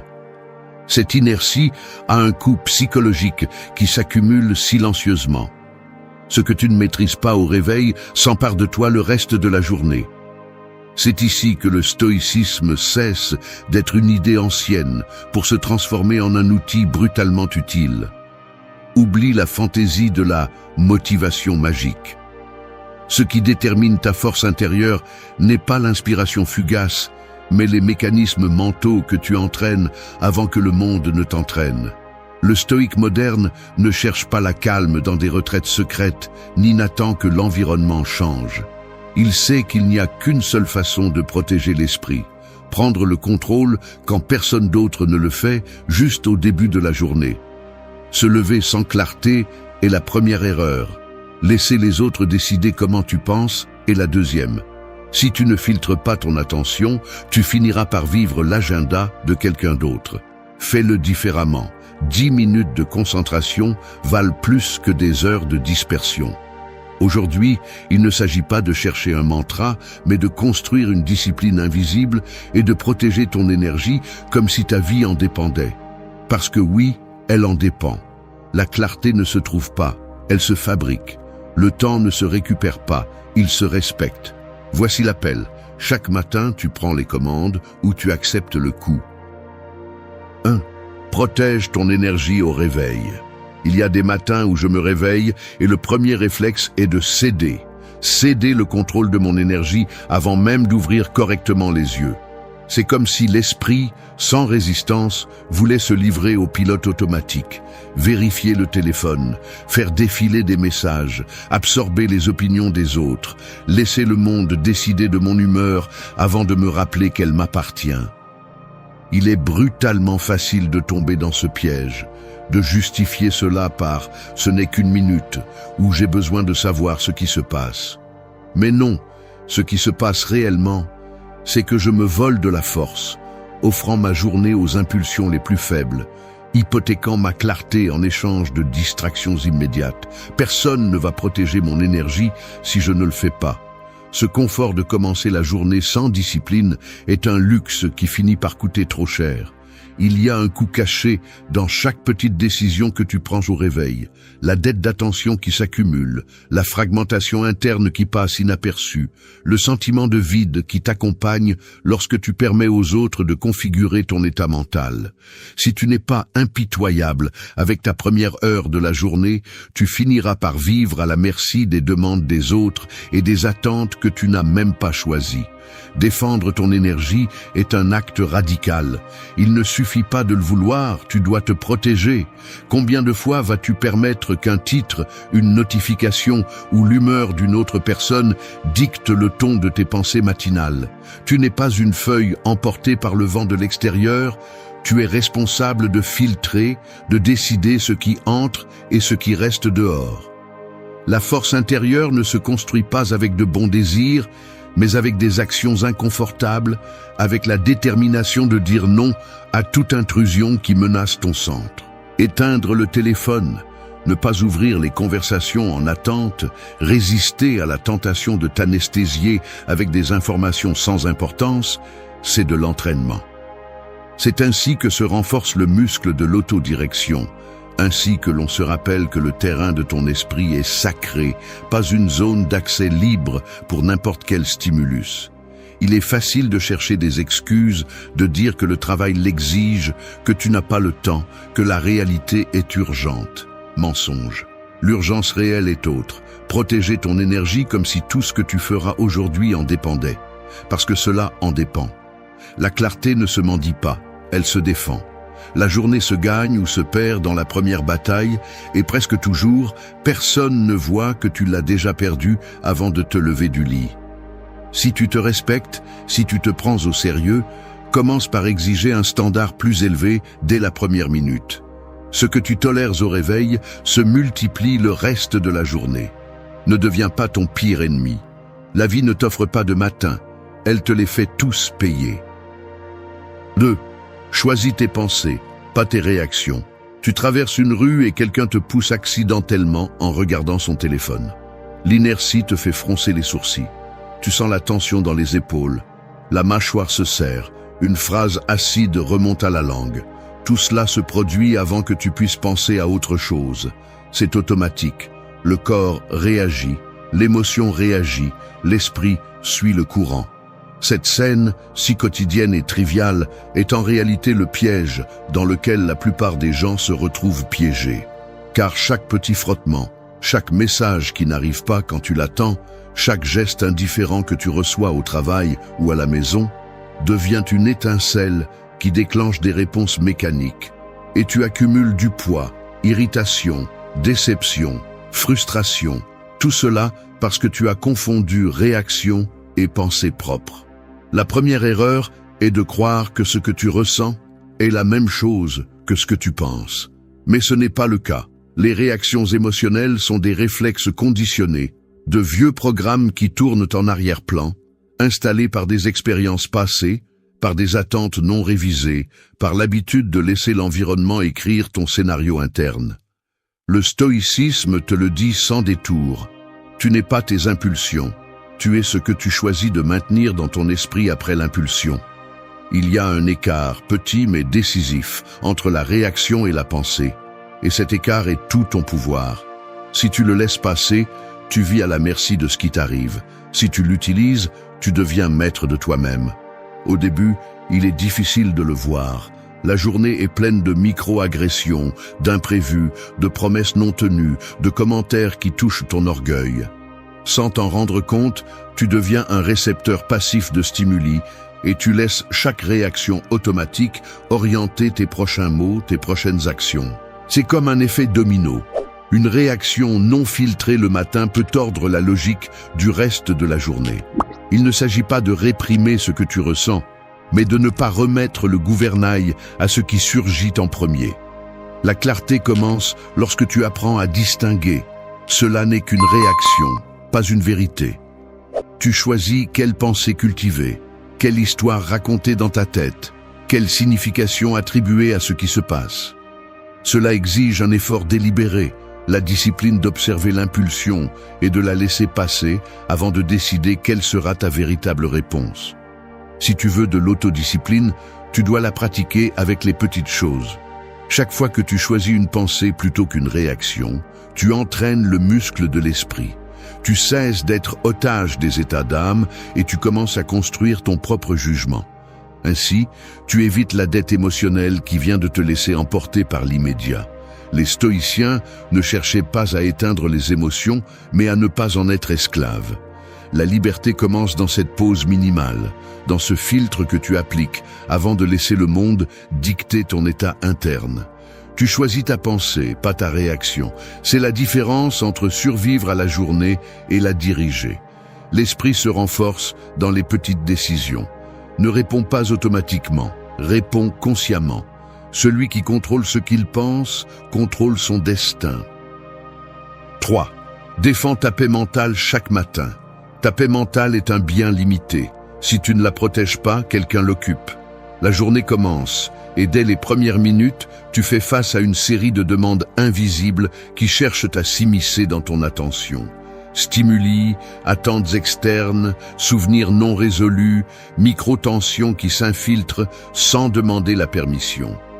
Si tu analyses avec honnêteté, la plupart de tes pertes de clarté ne viennent pas de grandes tragédies, mais de petites concessions quotidiennes, cette conversation inutile, cet avis que tu n'as pas demandé et qui pourtant t'affecte, cette préoccupation qui n'est même pas la tienne, mais que tu décides de porter. L'esprit se fragmente non seulement par ce qui se passe, mais par tout ce que tu permets de se passer en toi. La grande erreur est de penser que la paix mentale est un luxe, quelque chose que tu peux négocier selon le contexte ou remettre à plus tard après le chaos. C'est une ressource stratégique, la base sur laquelle repose tout ton jugement et ta capacité de réponse. Lorsque tu cèdes ce terrain, chaque décision devient susceptible au bruit, chaque émotion se déforme, chaque objectif se dilue. Cela fonctionne comme un système de priorités internes. Si tu ne mets pas la paix mentale au sommet, tout le reste la déplace. Et ce qui déplace ta paix finit par gouverner ta journée. Ce qui est intéressant, c'est que la plupart des gens ne réalisent pas le coup jusqu'à ce que l'épuisement soit évident. Tu passes des heures à résoudre des problèmes d'autrui, à absorber des tensions qui ne te concernent pas. Et à la fin, tu te demandes pourquoi tu ressens cette fatigue sourde, cette irritation sans cause claire. Ce n'est pas un mystère. Tu as permis à d'autres de décider du ton et du contenu de ton monde intérieur. La défense de la paix mentale commence bien avant que les grands conflits n'apparaissent. Elle réside dans la somme de petites décisions. À quoi tu prêtes attention, ce que tu laisses passer, quelle conversation tu interromps à temps, quel sujet tu décides de ne pas aborder pour ta santé mentale. Celui qui ne filtre pas vit saturé. Celui qui ne protège pas son espace psychologique finit par agir par réflexe et non par conviction. L'approche stoïque est radicalement pratique. Ne concède pas d'espace mental à ce qui ne construit pas. Ne te laisse pas intoxiquer par les drames des autres. Ne permets pas que l'opinion des autres s'incruste dans ta perception de soi. Il ne s'agit pas d'éviter la réalité, mais de choisir consciemment ce qui mérite une place dans ton esprit en commençant la journée. La clarté se négocie chaque jour, et la négociation se fait avec tes propres habitudes.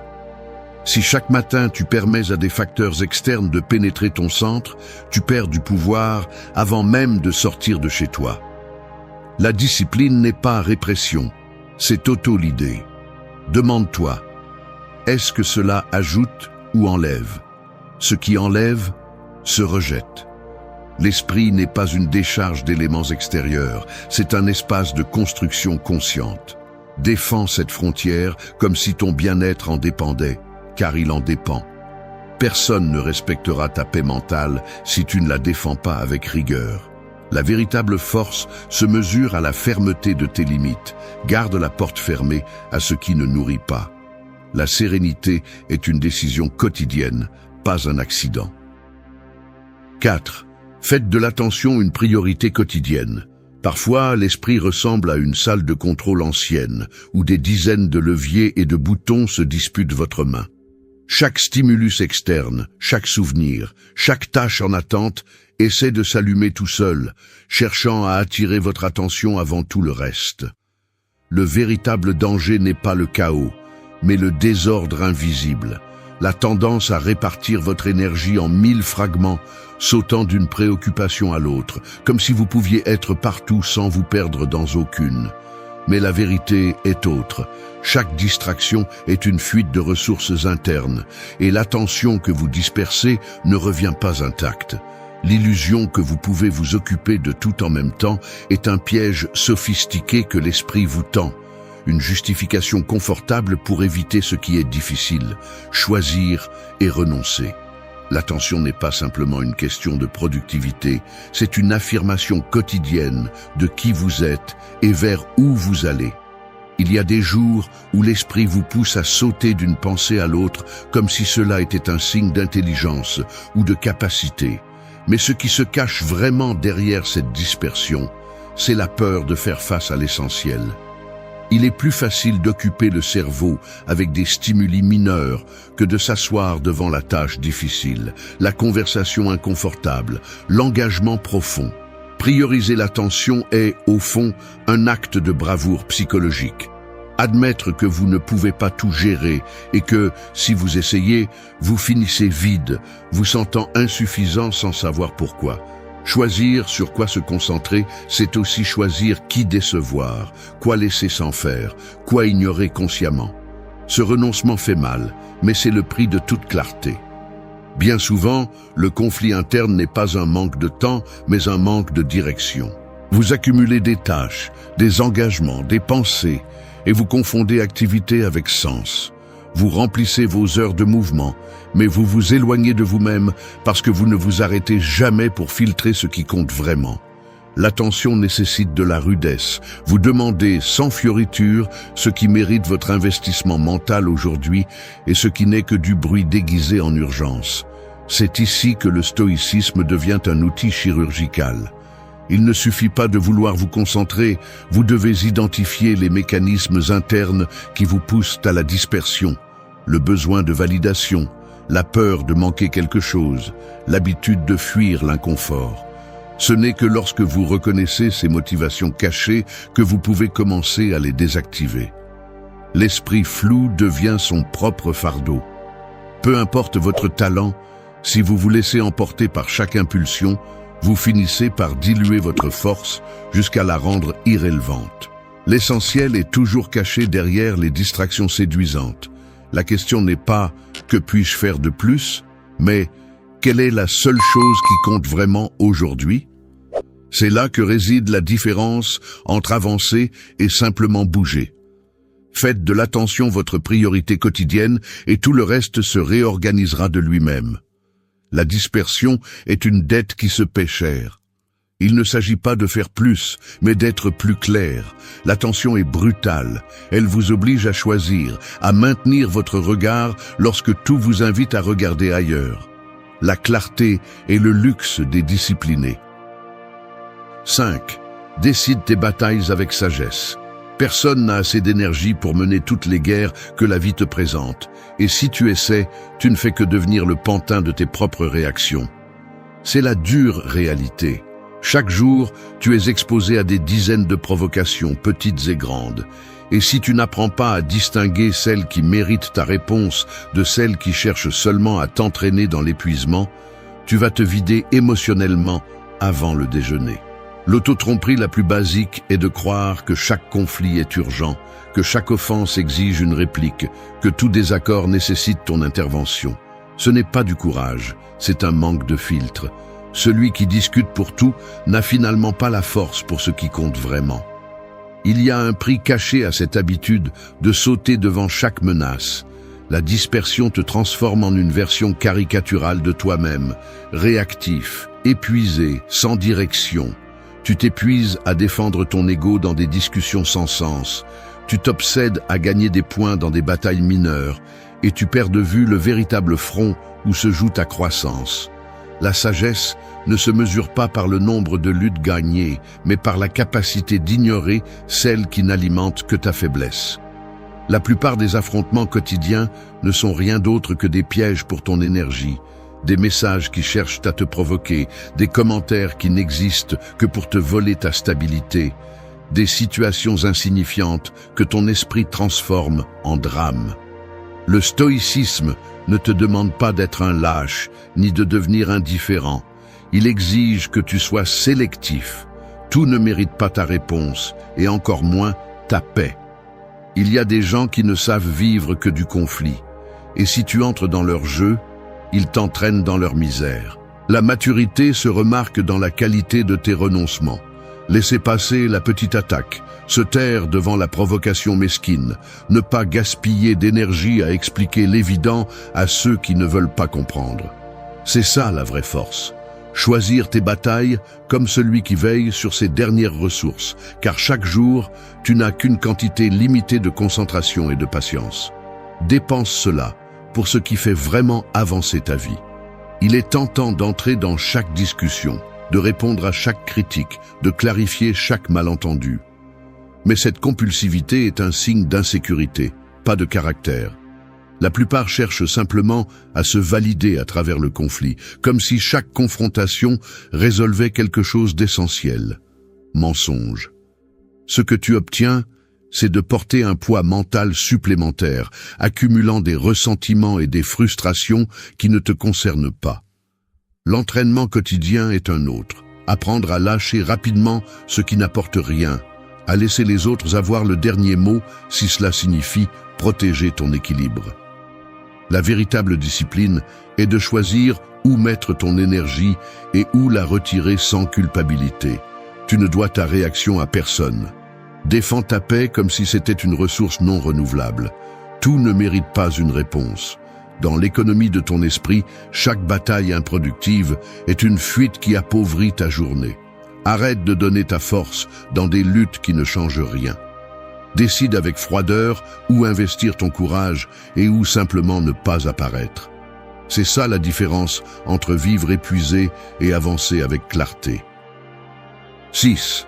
Construis une discipline sans chercher de reconnaissance. Je reconnais quelque chose d'inconfortable. Parfois, alors que je répète cette routine auto-imposée de me lever tôt, d'étirer mon corps, de préparer mon café et de m'asseoir pour lire même si personne ne me voit, je ressens une sorte de vide, un élan subtil, presque imperceptible, d'attendre que quelqu'un le remarque, qu'un message d'approbation arrive ou qu'un regard complice valide l'effort que je mets dans de petites choses qui ne seront jamais des nouvelles. Je m'observe de l'extérieur, ajustant ma posture, vérifiant ma tasse, repassant mentalement la discipline du matin comme si, par un miracle quelconque, un public invisible me récompensait pour ma constance. Mais la réalité est autre. Il n'y a ni applaudissements, ni témoins. Le silence est la seule compagnie, et parfois, il pèse. Je me rends compte que presque tout ce qui transforme réellement le caractère se passe dans ces moments anodins, loin de toute reconnaissance. Les gestes minuscules que tu répètes seul, les habitudes que personne ne t'impose, les renoncements que toi seul vérifies, sont ceux qui finissent par façonner le fer intérieur. Il est inconfortable de l'admettre, mais une partie de moi aimerait que le monde valorise la discipline invisible, que la constance est une photo et une médaille. Cependant, la véritable discipline ne se construit pas pour être regardée. Elle se forge dans l'anonymat, dans la répétition inflexible, dans la modestie du quotidien. J'observe mon environnement et le piège est évident. Nous vivons entourés d'incitations à montrer l'effort, à le documenter, à afficher chaque succès éphémère dans la vitrine numérique et à attendre une réaction. La gratification externe est addictive, car elle simule un avancement. Mais en réalité, souvent, elle sabote le processus. L'entraînement quotidien de l'autodiscipline n'a ni témoin ni like. C'est cette décision de fermer le navigateur quand la tâche n'est pas encore terminée, de sortir, marcher même si le corps proteste, d'écrire une page de plus quand la fatigue te demande d'abandonner. Ce sont des détails visibles seulement pour toi. Des gestes qui n'accumulent pas de mérite social, mais qui s'additionnent dans le bilan intérieur. Parfois, la seule reconnaissance est la fatigue honnête d'avoir fait ce qui était juste quand personne ne l'exigeait. La discipline qui compte est celle qui résiste à l'indifférence du monde. Il y a des matins où la tentation de chercher une validation est forte. Tu ressens l'élan de raconter à quelqu'un ce que tu as accompli, de chercher une tape dans le dos, d'attendre un commentaire qui te donne de l'énergie pour l'effort suivant. Mais si tu cèdes à cet élan, tu fais dépendre ton propre processus du reflet des autres. Et là, tu perds du pouvoir. La transformation la plus profonde se produit lorsque tu es capable de suivre ta routine, même si personne ne la célèbre, lorsque tu construis des habitudes solides, sans témoin, lorsque ta motivation ne dépend plus de l'approbation externe. C'est sur ce terrain, brut et parfois solitaire, que le caractère se consolide. La véritable discipline se mesure à ce que tu fais quand personne ne regarde. La journée se termine et personne ne sait combien de fois tu as dû recommencer, combien de luttes intérieures tu as gagnées en silence, combien de fois tu as choisi le chemin difficile sans témoin. Mais toi, tu le sais. C'est le compte qui importe. Ne cherche pas de reconnaissance, cherche la cohérence. Le respect de soi se construit dans l'obscurité. C'est là que tu deviens inébranlable. 7. Lâche rapidement ce qui ne compte pas. Tu vas le matin au travail ou en cours et en chemin commencent à surgir de petites contrariétés.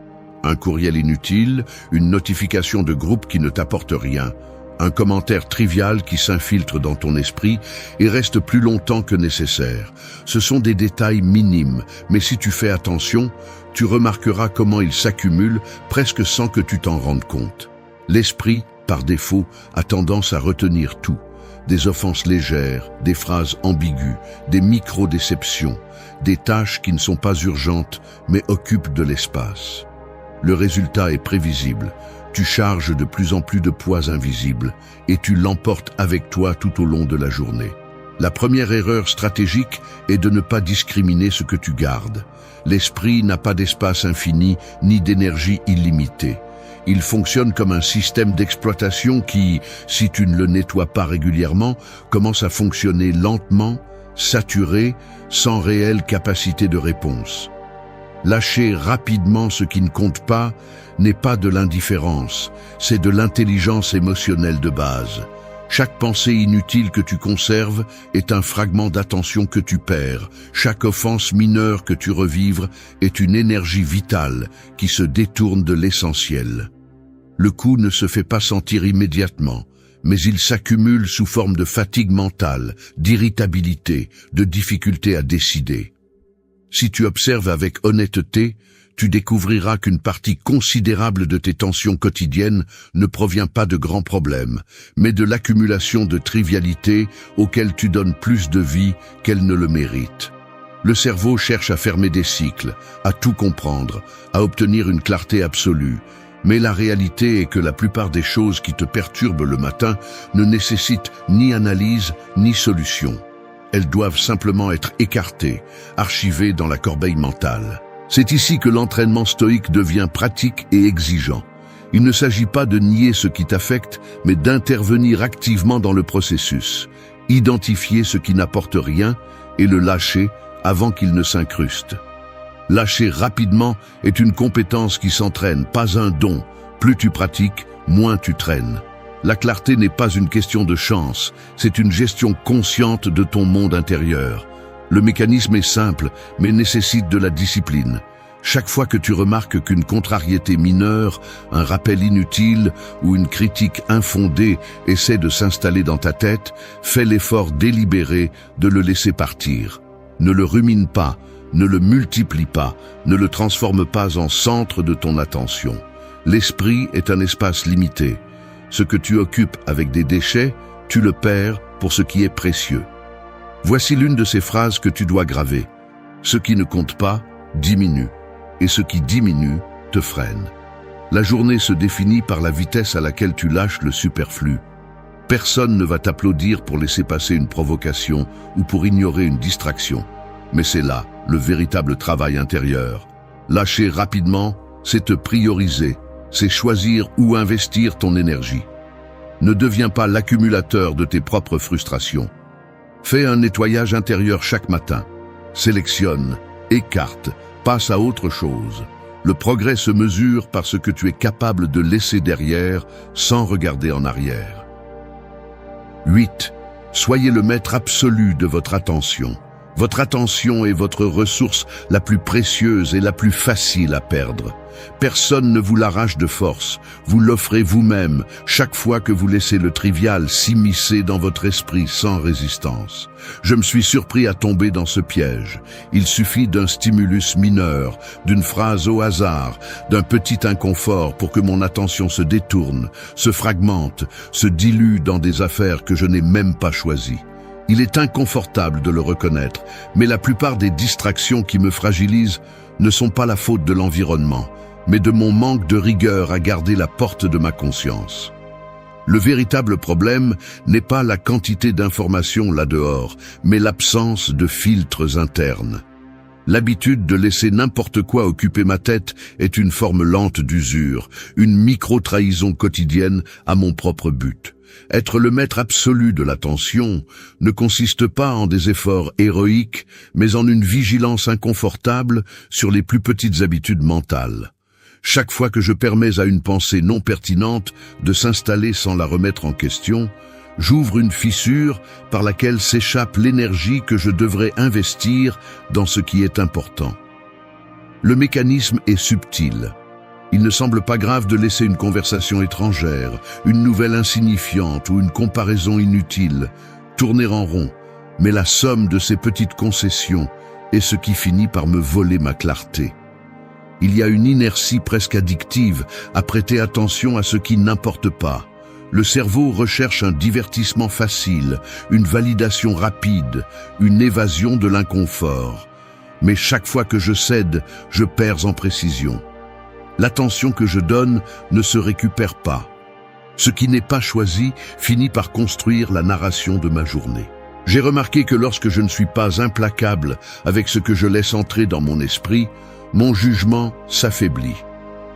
Ce n'est pas seulement une question de productivité, c'est une fracture dans la capacité de choisir qui je veux être. Si chaque stimulus peut entrer, alors n'importe qui peut diriger le cours de mon état intérieur. La vie moderne est conçue pour disperser votre attention et la vendre au plus offrant. Si vous ne la protégez pas, vous vous transformez en consommateur passif de messages, d'émotions et de préoccupations d'autrui. Vous cessez de construire et commencez à errer mentalement, sans direction. Être le maître de votre attention est une discipline sans applaudissements. Personne ne vous félicitera pour avoir ignoré le superflu, pour avoir dit non à la distraction, pour avoir choisi sur quoi vous concentrer quand il serait confortable de se laisser entraîner. Mais là se trouve la véritable différence entre vivre par réaction et vivre par intention. La concentration n'est pas un don, c'est le résultat de 1000 petites décisions inconfortables. Décidez à chaque instant ce qui mérite de l'espace dans votre esprit et ce qui ne le mérite pas. C'est la véritable liberté. Dirigez votre attention comme une ressource rare, non comme un butin gratuit pour l'environnement. Le niveau de vie que vous avez aujourd'hui est le reflet de la qualité de votre attention.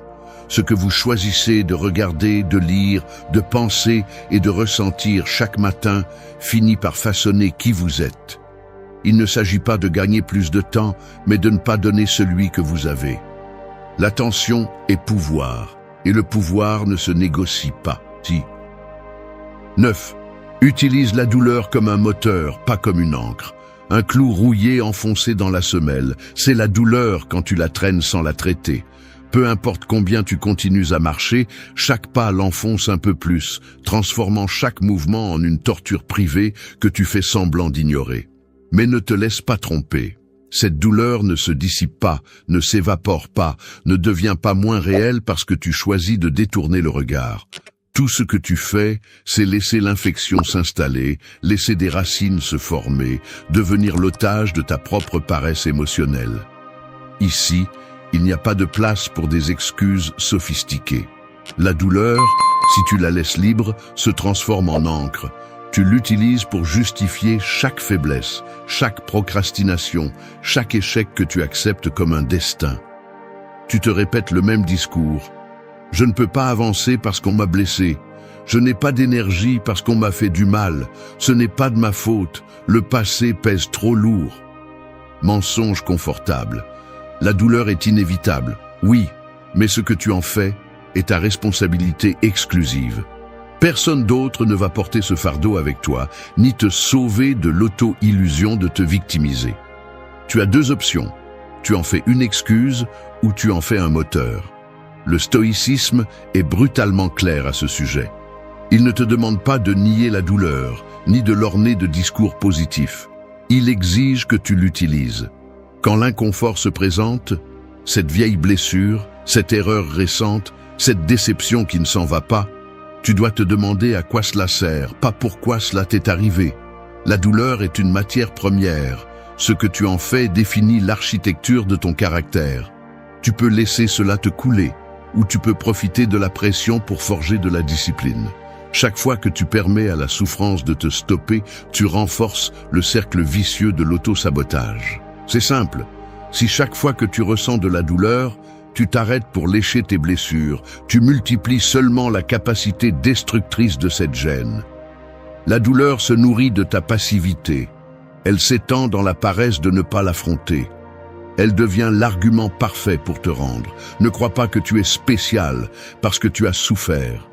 Tout le monde porte des cicatrices. Tout le monde a été traversé par des pertes, des trahisons, des échecs. La différence ne réside pas dans la douleur, mais dans la réponse. Si tu transformes cette énergie en action, si tu es capable de canaliser la colère, la tristesse, la culpabilité ou l'impuissance en entraînement, travail, discipline, Alors la douleur cesse d'être une ancre et devient un moteur. Il n'y a rien de plus pathétique que de faire d'une blessure le centre de ton identité.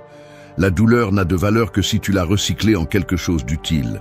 Sinon, c'est une accumulation de déchets mentaux, un poids mort qui te définit simplement parce que tu refuses de le lâcher ou de le mettre à travailler en ta faveur. La prochaine fois que la douleur pointera le bout de son nez le matin, cesse de l'utiliser comme excuse pour rester immobile. Utilise-la comme un rappel que tu as du travail à faire. L'inconfort est le meilleur entraîneur. Il ne te permet pas de t'endormir. Il t'oblige à te regarder en face et à décider si tu vas continuer à justifier ta paralysie ou si tu vas bouger, même si cela fait mal. La douleur n'est pas un héritage, c'est un outil. Utilise-le. Personne ne respecte celui qui se noie dans l'autocompassion. Respecte-toi en transformant chaque cicatrice en muscle. La douleur n'a que deux chemins. Elle te coule ou elle te propulse. Décide vite. 10. Traite ton temps comme une ressource sacrée. La vérité est celle-ci. La plupart des gens gaspillent leur temps parce qu'ils ne supportent pas de faire face à sa finitude. Ils se lèvent, regardent l'écran, se laissent attraper par l'agenda des autres et laissent le jour s'échapper entre des tâches mineures, des interruptions déguisées en urgence et des conversations qui n'ont aucune valeur réelle. Le temps s'en va dans des gestes automatiques, faire glisser le doigt sur le téléphone, ouvrir des onglets qui ne mènent à rien, écouter des histoires d'autrui qui ne construisent même pas 1 millimètre de ta vie. Tu regardes l'horloge et il est déjà midi. Tu ressens une fatigue sourde, la tête pleine de fragments dispersés, la sensation que la journée avance sans toi. Ce n'est pas un hasard, c'est la conséquence directe de ne pas traiter ton temps comme ce qu'il est. Une ressource qui, une fois utilisée, ne revient pas. Observe comment tu te comportes dans les premières heures. Tu t'arrêtes sans réfléchir devant le réfrigérateur. Ouvre des messages qui peuvent attendre. Réponds à des stimuli minimes, juste pour ne pas ressentir le poids de la décision. L'esprit cherche un soulagement immédiat. Esquive l'effort de choisir avec intention. Chaque interruption a un prix, même si tu ne le vois pas. Le calendrier se remplit d'engagements vides. L'agenda devient une collection de tâches imposées par des attentes externes. Et quand enfin tu as un moment de silence, tu le remplis de bruits inutiles. La journée devient une succession de petites fuites. Et à la fin, il ne reste que la question de pourquoi rien d'important n'a avancé. Parce que tu as offert ta ressource la plus précieuse à ce qui est trivial. La discipline stoïque commence justement ici, en traitant chaque minute comme si c'était une pièce de monnaie que tu ne peux dépenser qu'une seule fois. Il ne s'agit pas de devenir un fanatique du contrôle, mais d'élever le standard de ce que tu permets d'occuper ton agenda et ton esprit. Si tu te vois céder des heures à ce qui ne construit pas, à ce qui ne te renforce pas, tu dois freiner et te demander « Cela mérite-t-il le temps que je ne récupérerai jamais ?» Tu n'as un sens de l'urgence que lorsque tu comprends que chaque minute que tu perds est une fracture dans ta vie qui ne se répare pas. Le temps ne se conserve pas, il ne s'investit que où se perd. Et la différence est brutale. Regarde les gestes, la façon dont tu remets à plus tard ce qui est nécessaire, la manière dont tu te précipites à résoudre ce qui ne te concerne pas avant de t'occuper de tes propres affaires, la facilité avec laquelle tu te trouves des excuses en disant « je n'ai pas le temps », tout en consacrant des heures à ce qui ne compte pas. Le corps le ressent, tension dans la nuque, fatigue dans le regard. Cette anxiété qui grandit lorsque la journée se termine et que tu sais que tu n'as pas été maître de ta journée. Traiter le temps comme sacré n'est pas une belle phrase. C'est l'acte inconfortable et radical de défendre chaque heure comme s'il s'agissait d'une ressource irremplaçable. Respecte ton agenda comme tu respecterais une promesse faite sous serment. Ce que tu permets d'occuper ta journée finit par occuper ta vie. Celui qui ne valorise pas son temps finit par être utilisé par l'agenda des autres. Le temps est la richesse que personne ne te rend. Investis, ne dépense pas. Merci d'être resté jusqu'à